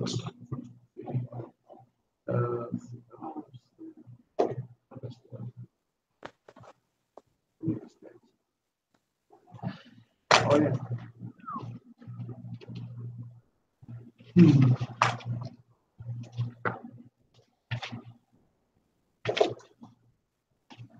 Yeah, churches, all the churches I've gone to, they really don't force it. And it's basically Baptist flavor, Sure. denominational. And it's there, but God writes it on your heart, you know it. Yeah, and you probably know all 10 of them in the right context or whatever. Yeah. I feel like we could do better as churches of getting, we do a lot of lessons, and you cover the Ten Commandments, through Sunday school. Kids are probably getting it, dozens of times. But I think it's valuable to actually commit it to memory and have it mastered for life. Actually do a sermon on each one of these. Yeah. What does it mean to kill? Go into depth. Yeah. And what truly is adultery? If Jesus said adultery. Yeah. For sure. They'll preach. All right. Jackson, Trent, did you get them all down, you think? Yeah. Jason, you got them? Guys on the screen, Jim, Ross, Zach, you got them all? All right. Zach, you want to rattle through them? You got them? I can. All right. Let's hear Shall 'em. not lie or bear false witness. This is in a different order, but I do not have the order memorized. You've got the improved order. I've got the improved order. Well, All not right. even close. Give us what you got. Thou shalt not lie or bear false witness. You shall not commit adultery. You shall not murder. You shall not steal. You shall not covet. No graven images. No other gods before me. Honor thy father and mother. Honor the Sabbath. Actually, that's 9. I missed one because I put kill and murder. Which one did you miss? Graven images. What was it? Oh, yeah. Shall not take the name of the Lord your God in vain. I always miss it. It's pretty good. You probably don't like that one. Yeah, and I would, as you guys keep reviewing this stuff, I would aim to get it in order just because, I think the order, there is something significant about it. For me, like what helps me to remember it is to group the first 4, they're related more to our relationship directly to God. The other 6 are related to our human relationships. And then for me, the last 6, well, honor your father and mother, I remember that one. And then 6 through 10, like, for me, like, I think murder is about the worst thing. Committing adultery is the next worst thing. And stealing, that's, I'm not sure if that's the way God ranks them, but for me, like, it starts with the worst and goes down in worseness. Helps me to remember. That's the argument that I hear all the time, that sin is sin to God. It doesn't matter which one you do. What do you think of that argument, Lyle? I've got that in my notes somewhere to talk about. I put, categorize worse, less worse. Yeah. But how did I come up with 11 now? So. Oh, you got 11 in there? Oh, man. Must have broken this one down into 2. Yeah. Yeah. I think there's various places. On the one hand, we can affirm that all sin is equally bad in the sense that it's all an offense against a holy God. And yet, I think there is a lot of biblical precedence for some sins being worse than others. Even within the particular offerings, there's the high-handed sins, and then there's the unintentional sins. Or Jesus saying it'll be worse for you on that day, than for Tyre and Sidon, because I can't quote it. Jason could. You've seen me, and so, and there's other places. There's degrees of reward. There seems to be degrees of punishment. There's times where you think about Shifra and Puah's lying. What's the worst sin to, let these people die or to lie? And there must be. God doesn't seem to be holding that sin too much against Shifra and Puah, and so I think sometimes there's competing values and lesser and greater sins. And I think that sounds bad to our evangelical pop cultural ears, but I think that's the biblical picture. Yeah, and there's like those things like the unforgivable sin where you get some atheists that think they're all cocky and they'll make videos of themselves. What is the unforgivable sin? Like defaming the name of God or blasphemy. But it's interesting thinking about so Christians go and people say denounce your faith in Christ, and they will not. And so that's what they demanded they do. What if they would have said to those people, say a lie or something like that, and just trying to get them to even do that? I don't know. It's weird. Like, what's the heart behind the action? Yeah, heart. Talking about the heart. Yeah, you look at the difference between Saul and David. Right? David did some pretty nasty stuff. And Saul, in some ways, makes Saul's stuff look like small time. But Saul's the one that gets indicted by the Lord because his heart. His sins were more high-handed and less. It's like it boils down to that. So it's not by lying, they were obedient, not doing things. Not allowing the 6th commandment, not to murder, to have Sabbath. So Yeah. it's like, people are that, you would say that murder is a higher level, and there's a lower level of sin to stop that. Higher level of sin. Righteous.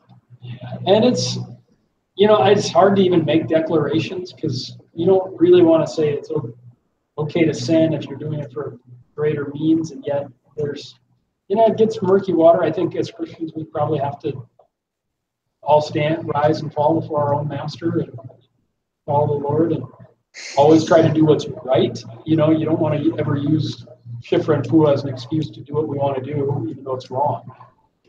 So.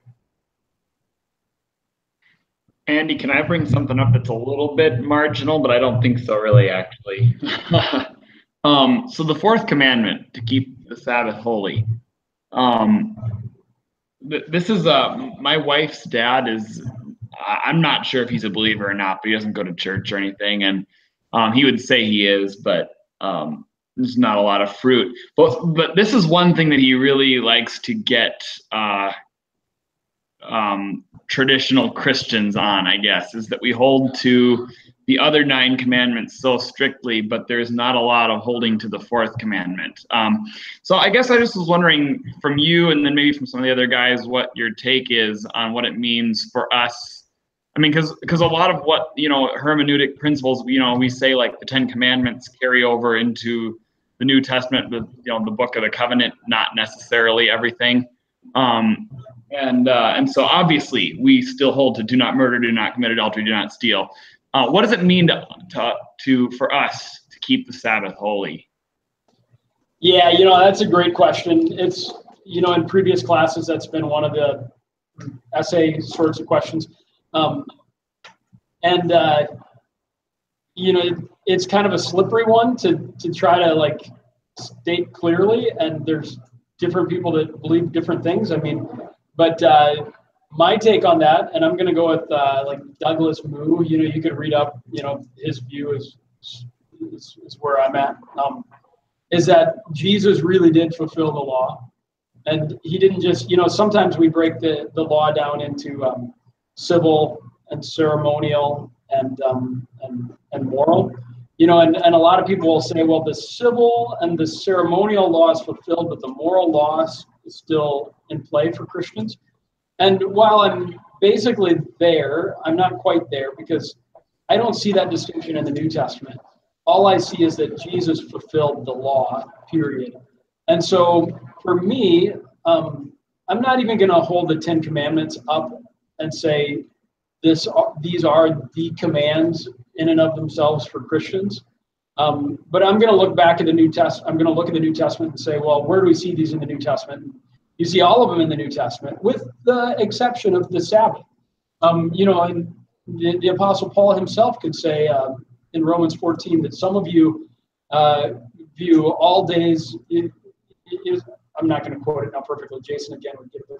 So some of you quote, some of you hold lots of days as holy.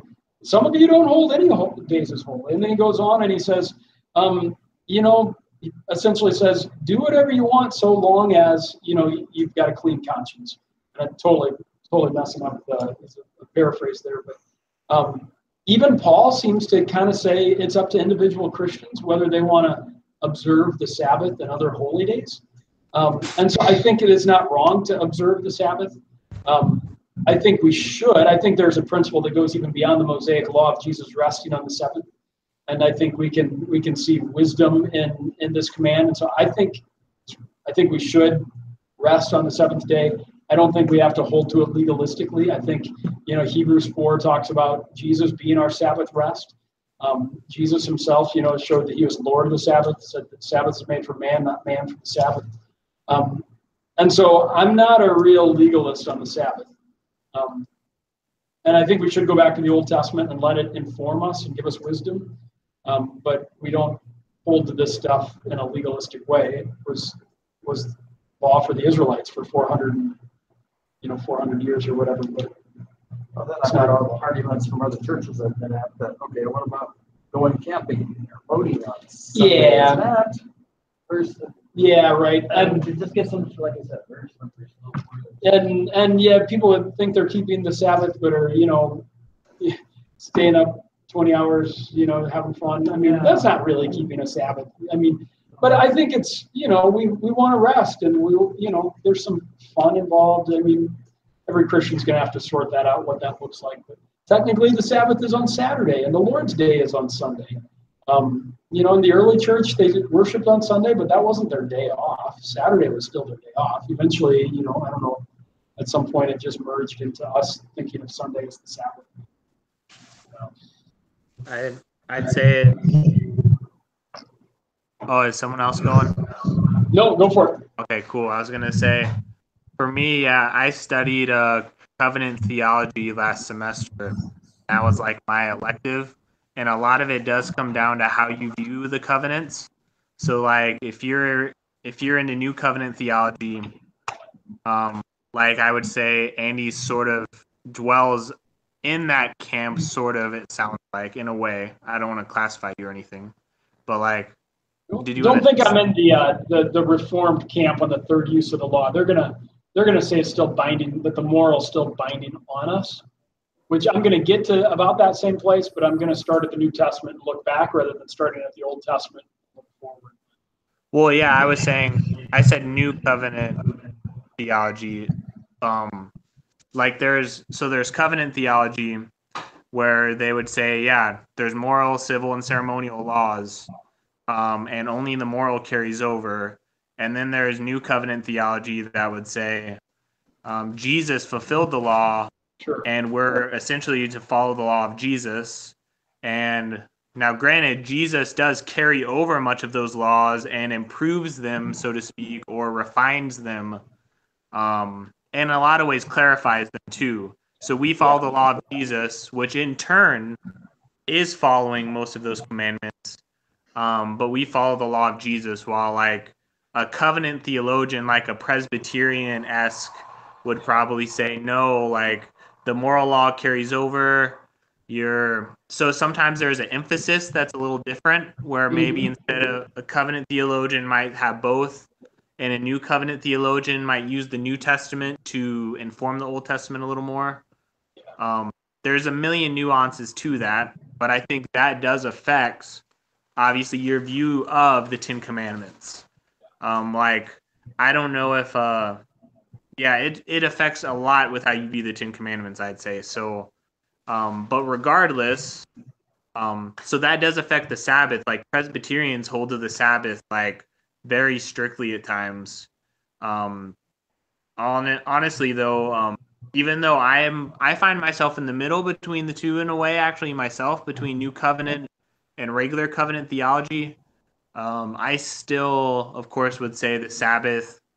What does it mean to rest on the Sabbath? When we see Jesus explaining about that, like, it's clear that there's not a stringent, like, you must like lay in bed all day and just worship the Lord peacefully in your mind type of thing.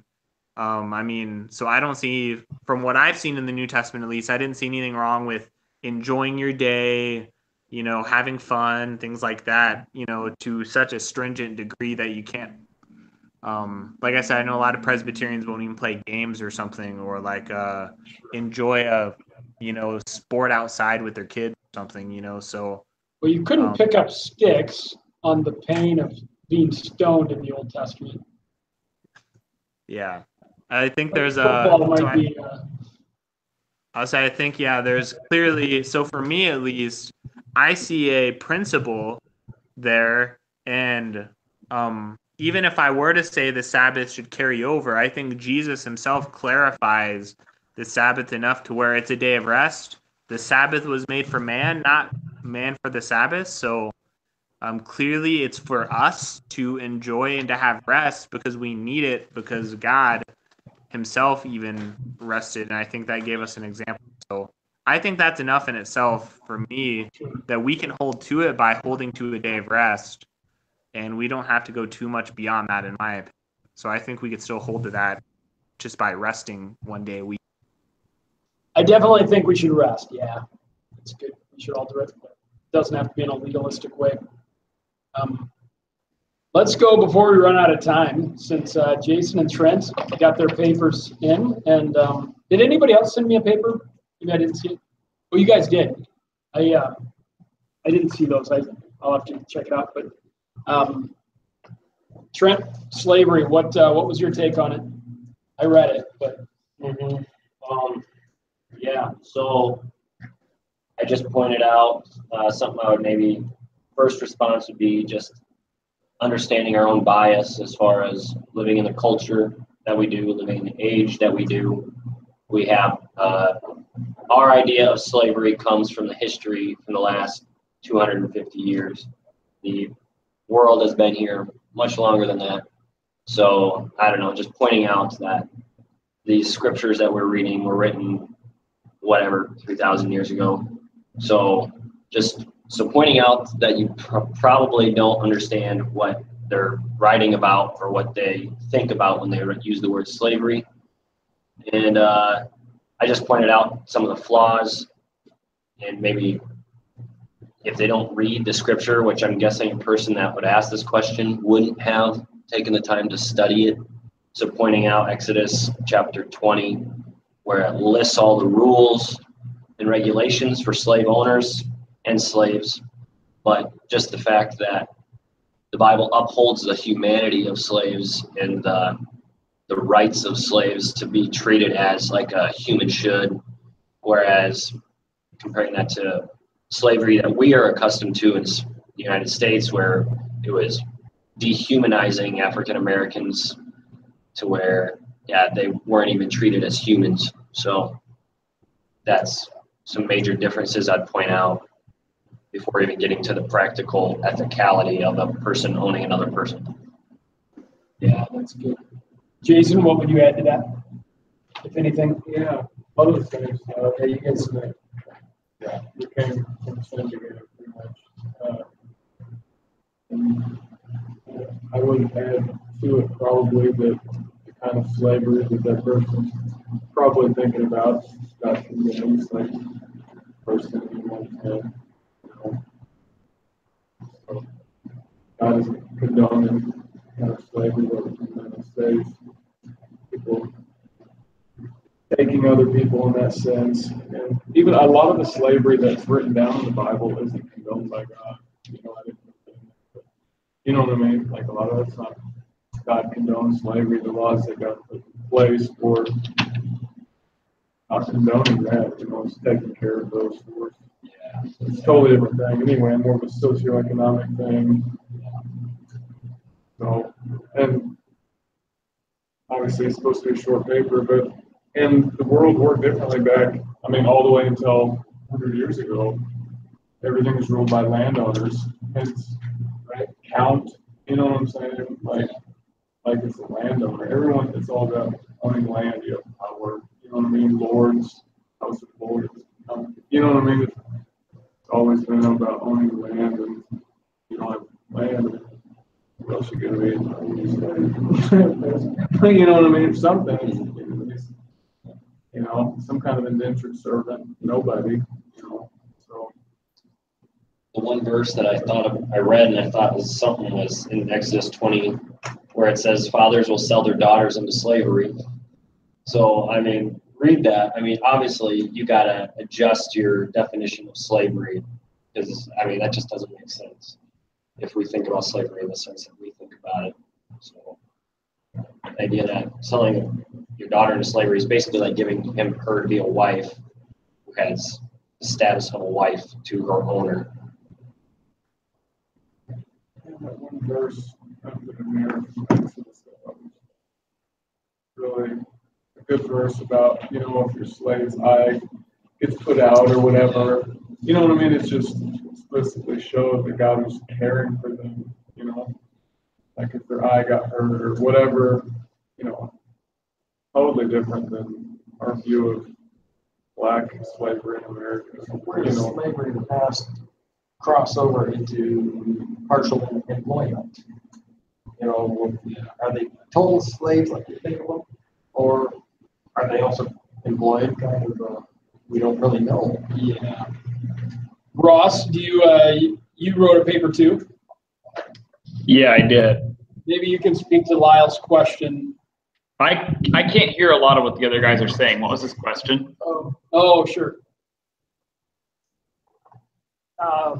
My question was, where in the past, mainly in the Old Testament, but does slavery cross into partial employment, or does it slavery, like Jason was saying, like we think of in 250 years ago with the black slaves, where we whipped them and chained them, or does it slavery also constitute some kind of an employment? And somebody caring for them, you do labor for me, and you can stay in my barn, and kind of I wish I could give a really great answer to that. Yeah. Well, I think some of it is contractual, contract. You know what I mean? You're gonna work for me for 7 years, like the Jacob or whatever type of thing. Like in a sense, he was a slave. Yeah. You know what I mean? Like you're not getting out of this thing. You can't just quit your job or or the law would have repercussions on you. Whatever. I did a little research myself on this, and I wrote a paper too. I put it in my folder like 10 o'clock last night or something. Make sure when you do a paper, make sure to share it with me and the other mentor pastors and give us a commenting power on it. And then I think it'll send us an email. You're already shared in the folder, I guess. So you're already a part of like anything I post in there you can see, but it doesn't email you because you already have access, I guess, to my folder. Anyway, then it's a little weird. Yeah, make sure to email me then when you do it, and then I'll see it. Okay. So for me, I came across a few interesting things just doing a lot of research.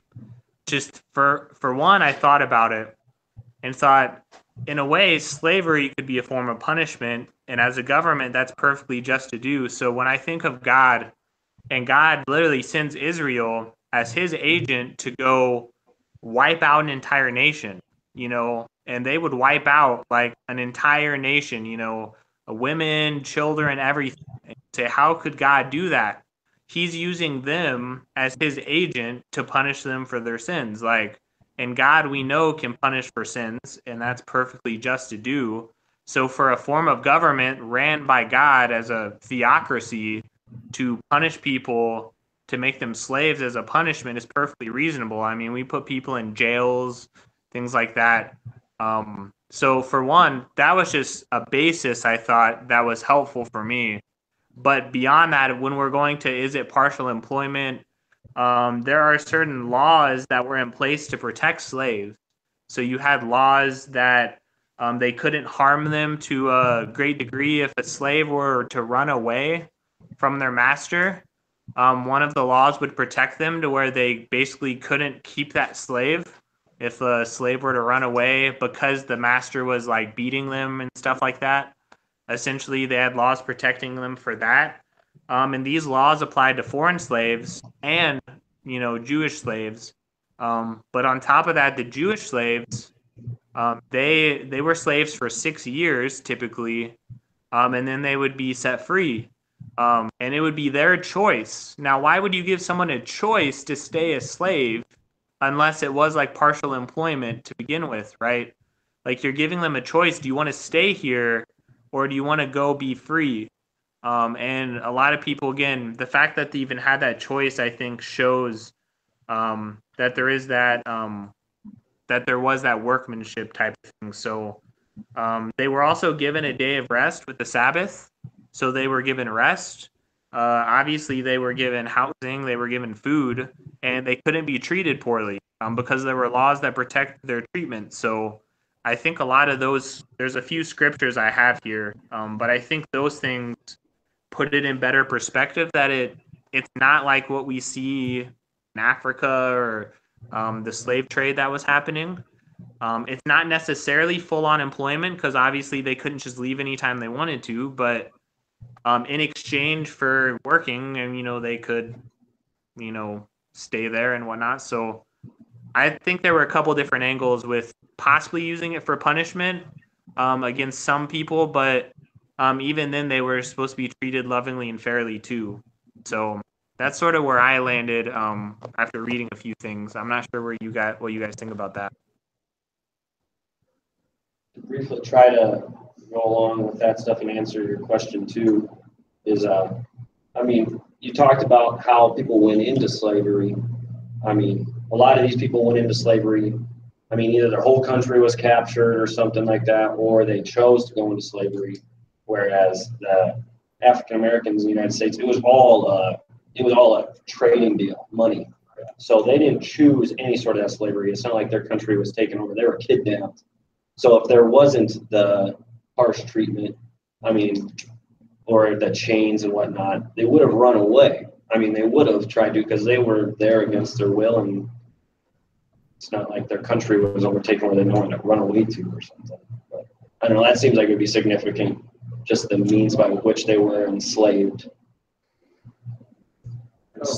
Funny how many of us would get up at 4:30 in the morning and go to work if we weren't enslaved by money.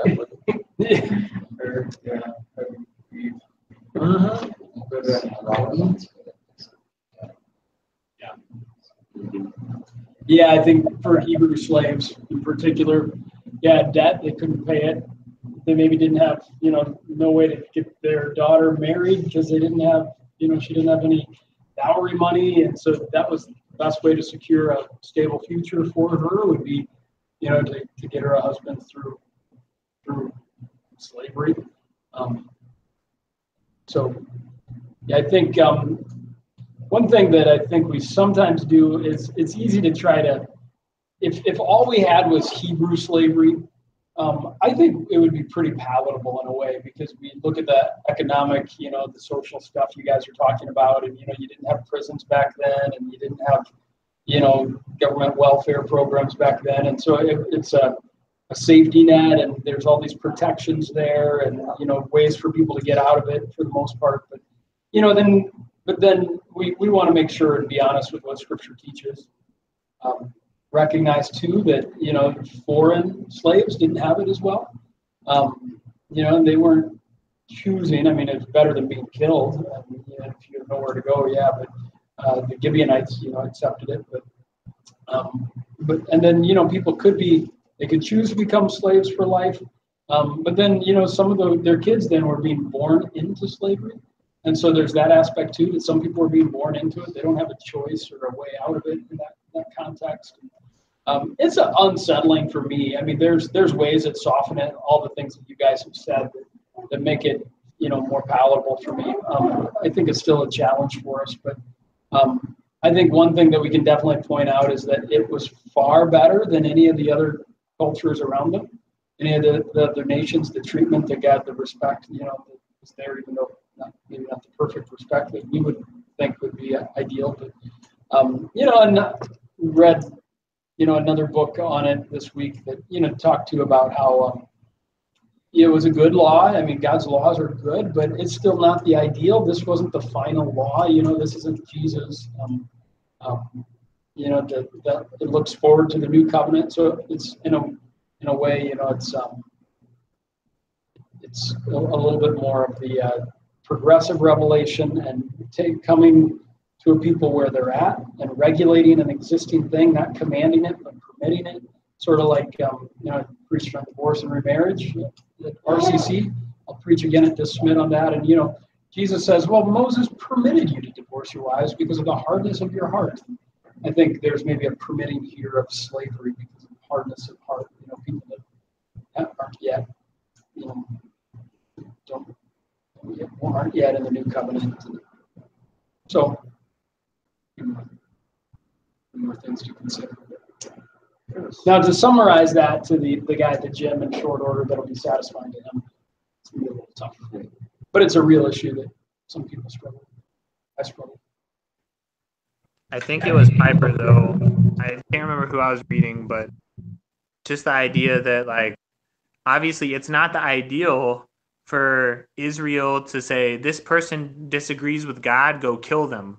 This person disagrees. Obviously, God doesn't permit us to just go kill people who,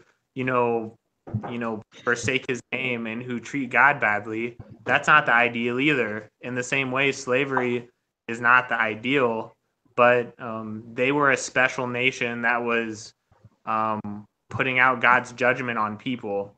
And it was really God doing a lot of that. So like I think that helped soften it for me.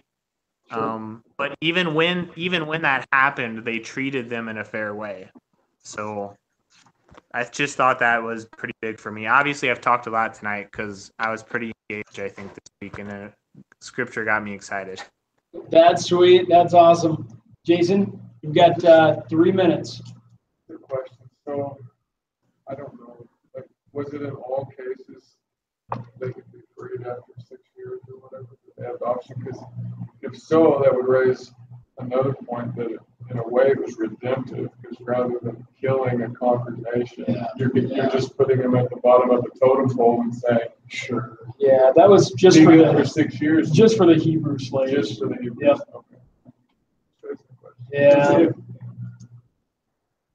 And yeah, And still they're getting, and in that case, even if they're a slave to the Hebrews, they're getting like their only chance they're ever going to get exposed to the one true God. Yeah.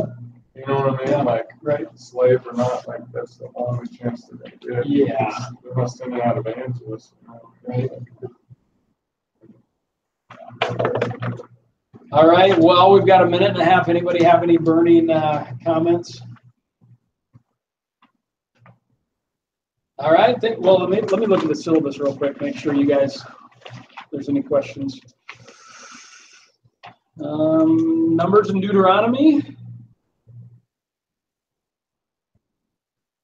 The Shema. See if you can get through that, and the major events and numbers. Get those nailed. Oh yeah. And I guess we're covering. I forgot, Ross, your question about your dad is covered in next week in the essay question. Yeah, Ross, you're the man. Oh, wait, what was that? What did you say, Ann? Oh, the essay question next week touches on the question that you brought up about the Sabbath. So. Oh, okay, cool. I forgot about that. All right. You already did numbers? Oh, sweet. You're ahead of the game. Somebody, Jim, you want to pray for us? Sure. Close. Sure. Father, thanks for everything that you give to us, which includes the ability to get together, that we live in a place where we can get together, where we can get together in your name with no fear of being persecuted for that in pretty much any way. We thank you for knowledge that comes from you. We know that knowledge comes from you. We thank you for that. Thank you for the fellowship of other like-minded individuals. And Father, we pray that the learning wouldn't cease tonight, that you would continue to work on our hearts and our minds to learn these things, to know the significance of it, to have that burn within us to learn and grow and know you better. We pray all these things in Jesus' name. Amen. Amen. What books? The intro And this guy. Yeah, Ross, when I was growing up, I actually still, really my cool. dad gets really mad if we like go to the movies on Sunday, or if we ever go to basketball practice on Sunday or something like that. Really? How it was for you growing up. Oh yeah. It was always a big issue at our place. You could never decide what to do. Really? Yeah. Yeah. It's never been a big deal for us. I mean, I think we kind of my family kind of has a similar approach to what Andy was describing, but it's just been something I've been wrestling with lately. So. Yeah. I know it comes up a lot. Yeah. So Trent, I meant to ask you once. So what is your church now? First Baptist in Brookings. Okay, so it is Baptist. Yeah. Well, it's just called First Baptist Church. They actually dropped the denominational ties a while ago, but they kept the name. So it's pretty Baptisty. I mean, there's no denying that. Sure. Yeah, and where are you at again? You like the Pharisees. St. Cloud. Oh, okay. Yeah. Way out east. Yeah, no kidding. And you're full-time, right, Ross, at the church? No, I'm not. I backed off my full-time job for Invisible Fence last year, so I'm part-time with them and I'm part-time with the church. How many hours? Is it 20 and 20 or 20? No, it's about 16. It's 2 days a week for the church and 3 days a week for Invisible Okay. Fence. Yeah. Gotcha. Nice. So Andy's preaching for you, Jim, in a couple weeks or something like that? Yeah, I'm going to Boston with a youth group. Oh, that's right. Awesome. And Andy, I gotta tell him because it's so funny how when I was his student pastor, he would always give me these hard passages to preach, right? And so I wanted him to stay in Mark, because that's what we're going through, and I feel like we've been in Mark a long time, so I want to get it moving. He gets divorced. That's where he is. So what goes around comes around, buddy. Oh, no. I got a trial run though Let because him take the heat. Right. Corey was going to preach. I don't know if you saw that on the email. Corey was going to preach, Corey Kitch, and then his daughter got sick. So at 4 a.m. he told me he couldn't. So I'm like, oh, what am I going to preach on? And I thought, well, I'm going to be preaching on divorce. I've spent a couple hours thinking about it. So I got a trial run on Sunday. Sweet. And so you already See you did guys that? later. I preached on it. Yeah, have a good night. For 2 weeks. So did it go well? She was there. Oh, yeah, it was Rioting. No. No rioting, no revival. But Well, sometimes when you preach those contentious sermons, maybe you kind of hope there's a little bit of something. yeah, Or maybe not. I don't know. What should your hope be going into that? yeah.